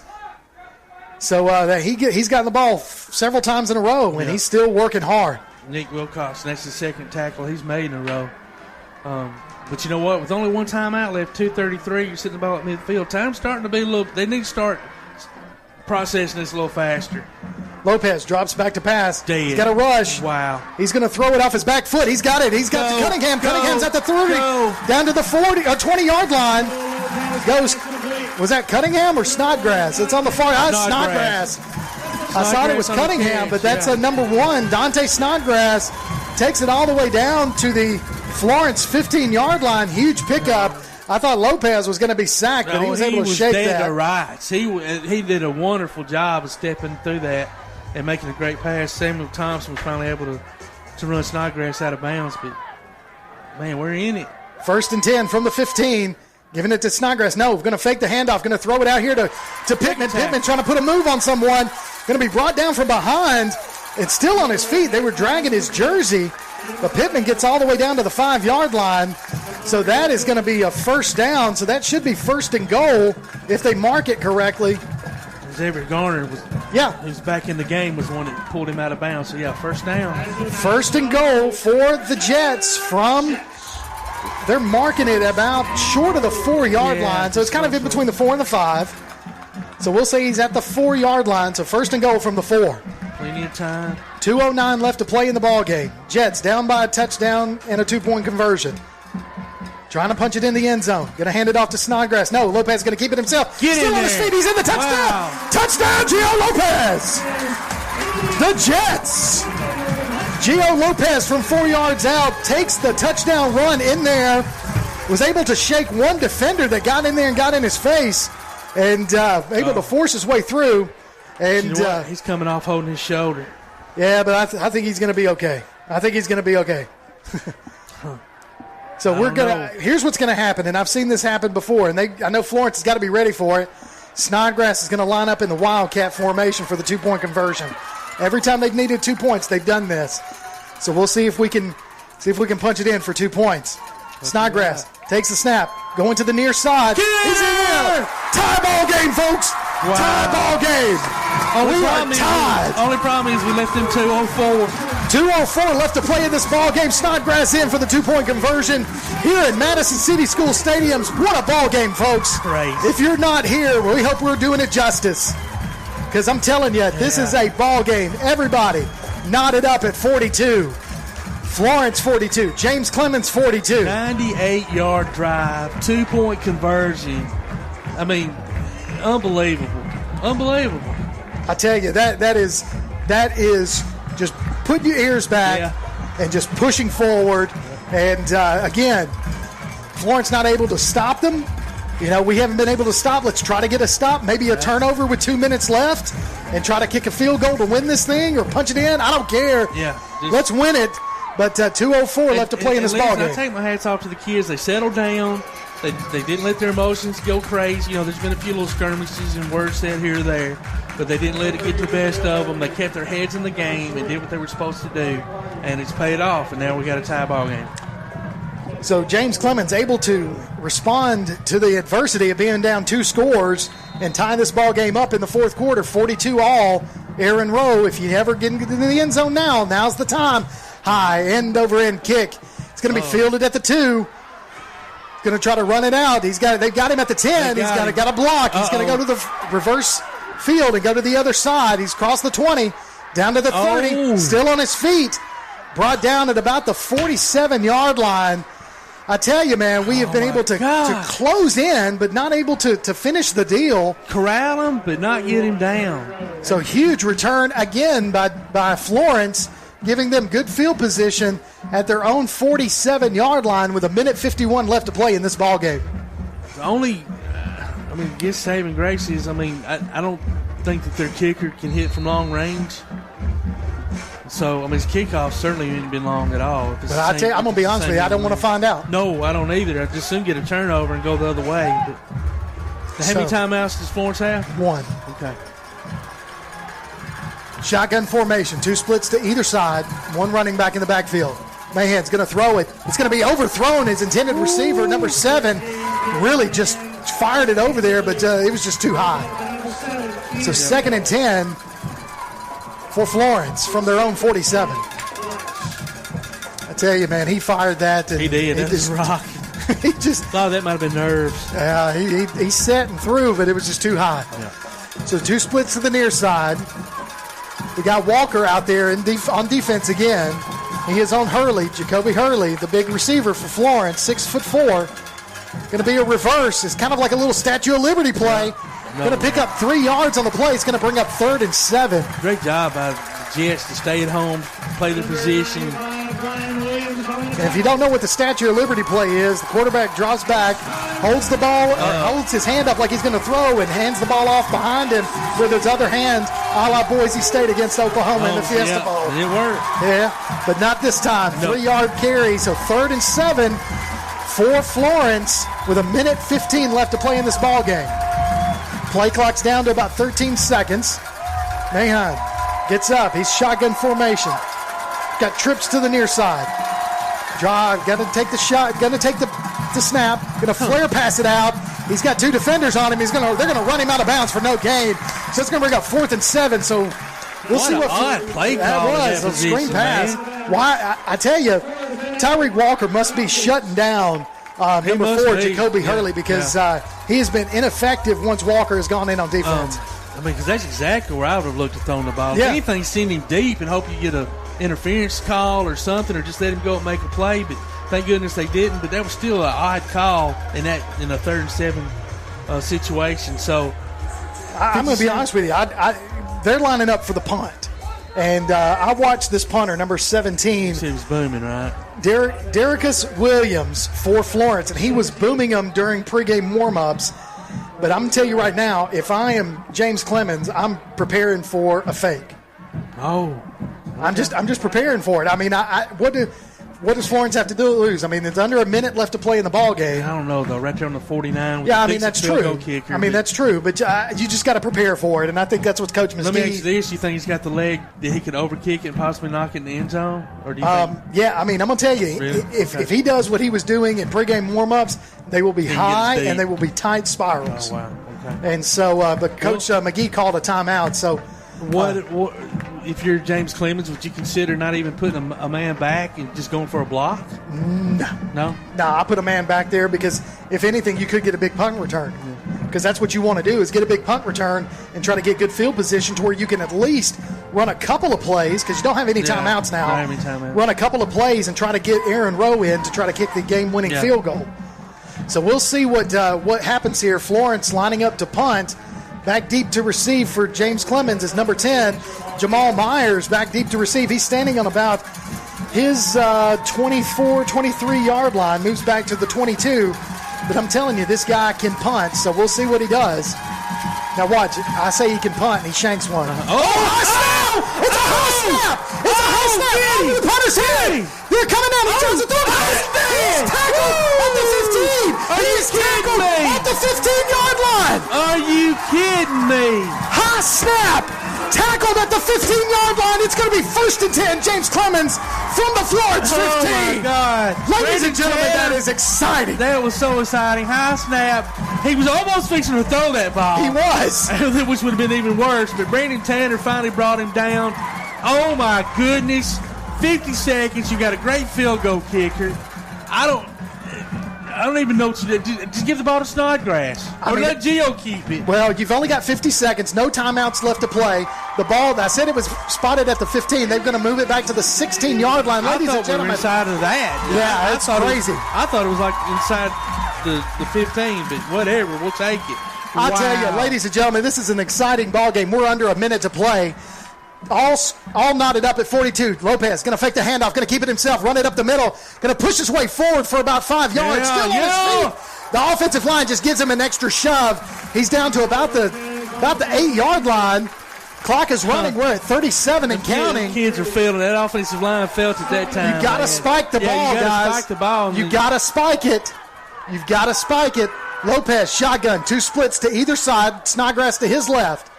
Going to hand it off to Snodgrass. No, he's going to fake it. He's going to throw it in a flare pass. It's going to be caught by Johnson at about you got to get him spiking. At about the 7-yard line. 15 seconds to go. They stopped it. They stopped it with the first down, so he did get I didn't even think he got the first down. I thought he was a yard short. Now they're winding the clock, so you got it. Lopez, you got to spike it. Oh, my God. Now the officials are blowing it dead. Okay, so they did get James Clemens out. Well, they gave him that timeout back. So that is James Clemens' final timeout of the ball game with 9.6 seconds left to play. The ball is spotted at the Florence 7-yard line. Just kick the field goal and let's go home. Johnson was short of the first down. I thought he had it, but it's 3rd and about a yard for the first. But I tell you, you got to kick the field goal. Yeah, just kick the field goal and go to the house. So here we go, Aaron Rowe. They're bringing him out there. The field. I think he's talking about the time. And he may have a point. This hasn't been the best officiated ball game I've ever seen. It really hasn't. I just tell you, it's been tough. And I don't even mean like from missed calls or things like that. Just from a standpoint, they're confused a lot about what's going on and what they need to do. And we've seen that several times this year. So here we go. 9.6 seconds left. 42 all. Aaron Rowe lining up for what looks to be a 24-yard field goal attempt. Easily has the leg. He does have the leg. Movement. Movement. 40. James Clemens, movement on the line. So that's going to move it back. It was kind of a reaction deal. It really was. The guy on the outside for the Falcons was kind of, coming in. And they did block an extra point. So Right. And so he's weary of that. Yep. And that matter of fact, that's the kid that blocked the extra point, number 47. So that's going to move the ball back 5 yards. Well, I say he was 47. I can't see his number now. No, it was number. So we're looking at a 29-yard field goal attempt by Aaron Rowe. Which still has the leg. Kobe Johnson to hold. Here we go, folks. There's the snap. The kick is up. It's good. It looks good from here. It looks good. We're waiting, and we've got it. Aaron Rowe with the 29-yard field goal. It's good. And James Clemens takes their first lead of tonight. Unbelievable with 6.4. 6.4 seconds left to play in this ball game. James Clemens with a 3-point lead, 45-42. I don't even know what to say, man. Todd, did you take your heart medicine? Yeah, thank goodness I did. I'm on it, and I took it. There you go, man. There you go. Well, I needed it. I tell you, if we've needed a stop, if we've needed Aaron Rowe or just something, yes. I tell you, the kickoff team has got to isolate and tackle. They have got to isolate and tackle. We have not been able to do that like we should have, like we've done in the past. And this Florence team has led the ball game the entire game, pretty much, and we've been playing catch up. Well, it took them 59 seconds to go up 7-0, and they've had the lead since then up to this point. Yeah, so we've been able to do that, and I tell you, so disheartening if you're the Falcons. The Falcons with their first punt of the night, and snaps over the punter's head, and James Clemens with a great break. And was able to get the ball. That was the game. I mean, like you said, the Falcons punters obviously you said very good. They would have had James Clemens pinned deep, and the chances of getting down there would have been really hard. And they just gave us a gift, took advantage of it. So Aaron Rowe lining up to kick off from the 40-yard line. 3 people back deep to receive the kickoff for the Falcons. Aaron Rowe. Foot to ball, and he's just going to squib kick it. That's smart. Don't blame him. Fielded at about the 30-yard line, and he's going to be met by number 31 for James Clemens with 2.1 left to play in the ball game. The ball is spotted at the Florence 37-yard line. So, you just tell your defensive backs to go deep. Yep. To go stand deep. up. Probably little 3-man rush. Possibly, and then everybody else. I mean, everybody. You're in prevent defense. I mean, that's exactly what it is. It's prevent. You can look right here. You've got on the defensive line. You got number 90. You got number 90. That is Nathan Jennings. You got number 94. That's Andrew Millar, and you've got Darren Verhage lining up. Verhage in at nose tackle. Everybody else is pretty much 20, 30 yards deep. Mahan drops back to pass.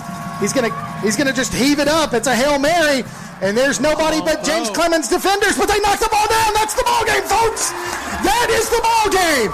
James Clemens keeps the undefeated record alive. First time in James Clemens history, they go 7-0. And what a fashion to do it in. James Clemens with the win, folks, 45-42.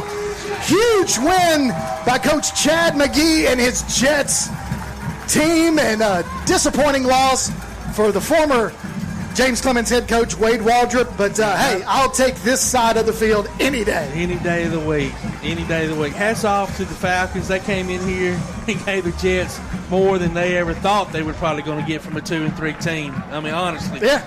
I mean, couldn't stop them all night. Finally did, like you said, snapped the ball over the punter's head. We recovered, go in and score. I mean, so many things. Having to have a 98-yard drive and a 2-point conversion, and I mean, just incredible, man, incredible. The last 2-3 minutes of this ball game, officials confusion set aside, was just unbelievable. That's it, folks. You can't even write these. You could not. I would not have been able to write this script at all. And I tell you, it has been a ball game that I have not seen in a long time. A great ball game. And James Clemens goes to 4-0 in Region 4. And the Florence Falcons drop to 2-2 in Region 4. Man, I'm going to have to take a break, catch my breath. Hey, that's what we're going to do. We're going to take a break and catch our breath. And when we come back, we'll wrap this thing up. We'll give you the player of the game, give you the fan of the week. And we'll just talk a little bit more about it. I tell you what, that's your final score. 45-42, James Clemens over Florence. And you're listening to James Clemens Football right here on Play Action Sports. North Alabama Gas District has provided safe, reliable, and economical natural gas service to Madison and surrounding areas of Limestone County for over 40 years. However, accidents and leaks do sometimes occur.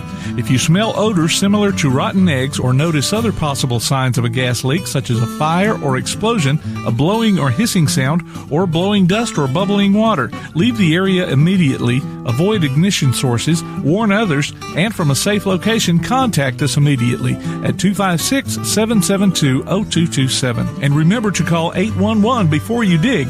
North Alabama Gas District, we take safety seriously. Ridgeline Construction knows how important home is to you. We want the process to be one in which you have complete trust and understanding in the services we provide. I'm quite impressed with the amount of guys that can come in and get that all done in really one day. They're going to do exactly what needs to be done for your house. It's time to trust Ridgeline Construction with your biggest investment. You won't regret it, and that's a promise from our family to yours. Ridgeline Construction. Call 325-1345 or visit ridgelineconstructionhsv.com.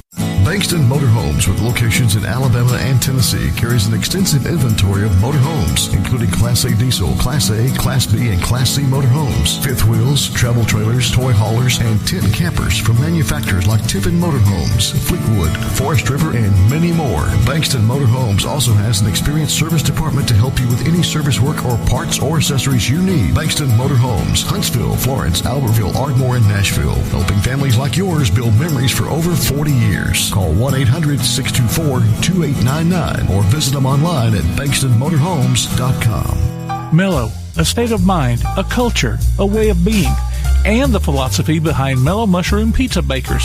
Since 1974, their mission has been to provide delicious food in a fun and creative environment. The originators of hand-tossed, stone-baked classic Southern pizza, Mellow Mushroom makes their pies with high-quality, fresh ingredients to elevate the dining experience. So mellow out at Mellow Mushroom, a higher order of pizza, in Huntsville at 470 Providence, Maine, and 2230 Cecil Ashburn in Jones Valley. The Play Action Sports Report is back in podcast form.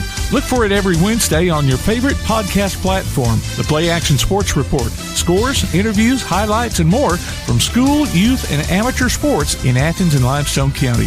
The Play Action Sports Report every Wednesday on your favorite podcast platform or online at pasnetwork.net.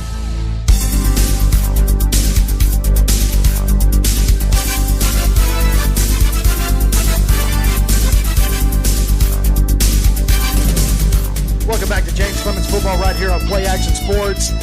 And Kirk Pierce, Todd Tomerlin, and our producer Tim Lambert. And ladies and gentlemen, what an exciting ball game this has been with James Clemens really playing catch-up the whole night long, and then just a couple of breaks here and there for James Clemens in the fourth quarter, late in the fourth quarter, and able to Aaron Rowe coming in and kicking a field goal for the win. 45-42 is your final score.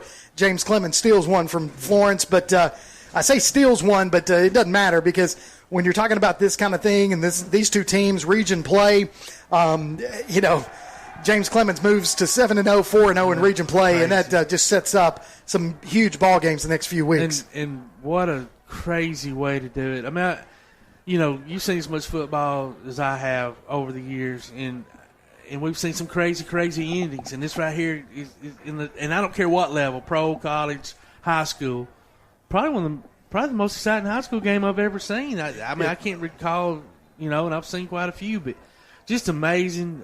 Hats off to James Clemens coaching staff. They kept their heads about them. The kids, there was a few periods there in the game, late in the third quarter, early fourth quarter, they were jawing back and forth and getting a little emotional about the situation.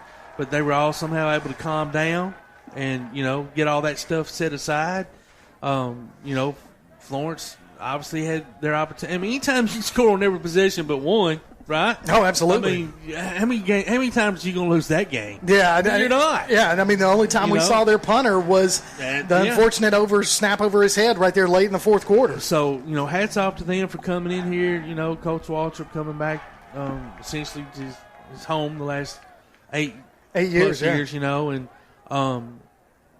God, what a long ride home for those kids, man. Well, we'll take this side of it because James Clemens, I'll tell you from my standpoint, these guys they've had a couple of close games this season. They went into overtime against Bob Jones, but that's the Cross City rivalry, so you expect nothing less. Absolutely. Bob Jones is coming back. Coach Kelvis White is building that program back to where it used to be, and he will. And I expect those games to just continue to be battles. They went to A&M a couple of weeks ago. James Clemens did, and took on Huntsville, and Huntsville gave them all they wanted as well. And then tonight, Florence comes to town, and just the adversity that these guys they did not let the weight of the game get on them, and they didn't put their heads down when they were down 2 scores. Never did. And they could have easily, even Absolutely. down 8 with like 6 minutes left. We were talking off air, and I really, to be honest with y'all guys, thought it was over. Yeah. So, hats off to them because they didn't think it was over. They kept fighting through it and took advantage of every opportunity Florence ended up giving us, and just incredible all the way around.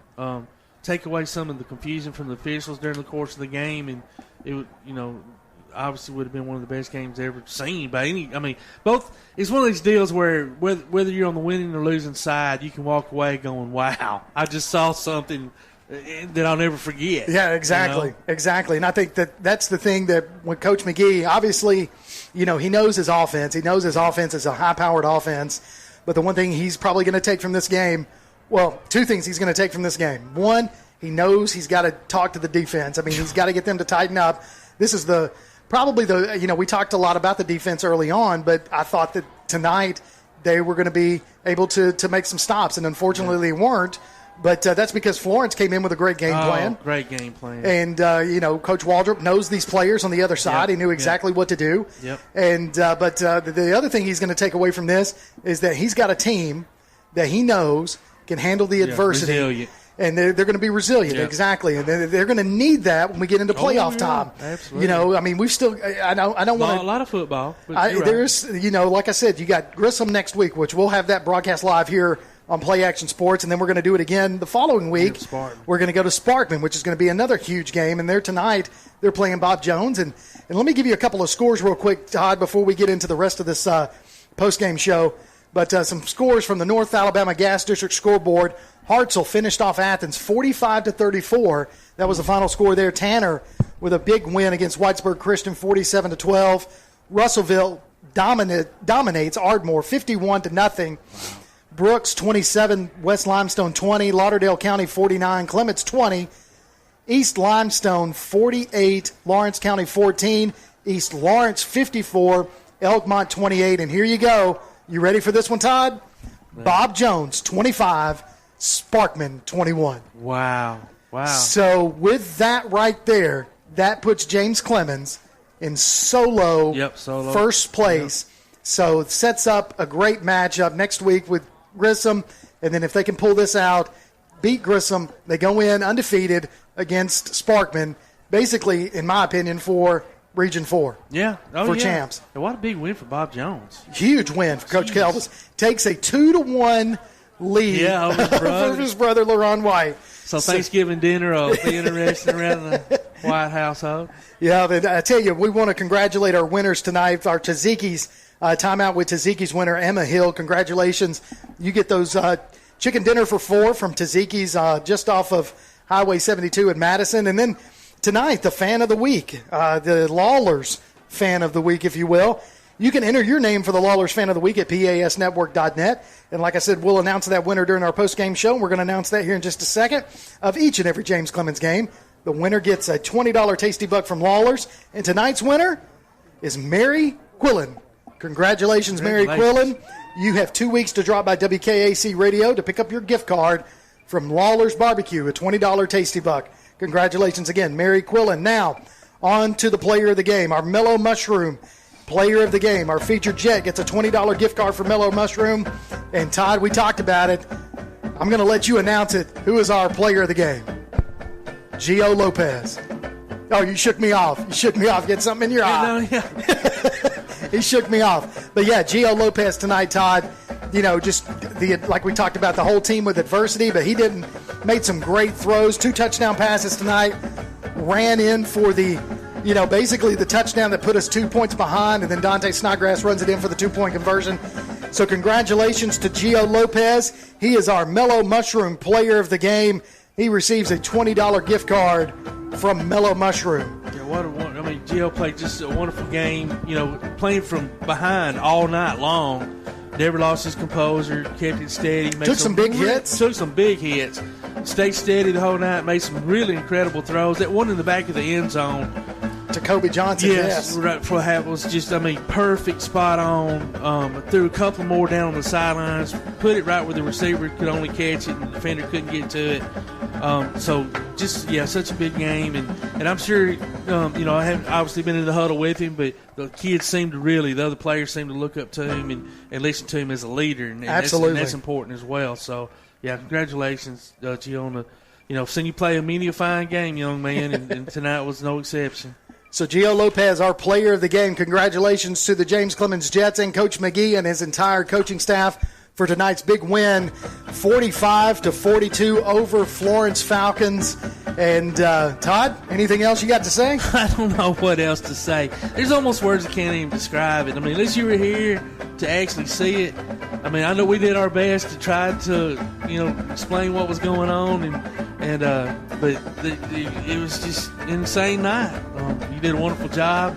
You do too, man. Man, I appreciate you having me alongside you. Well, man, I appreciate you being here as well, and I just thank you for what you bring to this broadcast and this game. And it was just an exciting night, and I appreciate James Clemens allowing us to come out here, and we're going to do it again next week as we go to Milton Frank Stadium. As James Clemens visits the Grissom Tigers, the brown and orange Grissom Tigers. Yeah.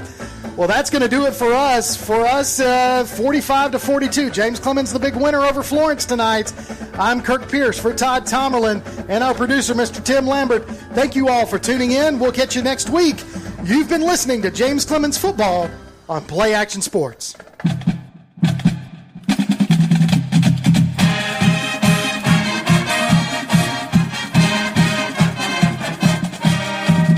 You've been listening to James Clemens High School Football. If you'd like to download a copy of tonight's game, log on to pasnetwork.net. James Clemens High School Football is a production of Play Action Sports.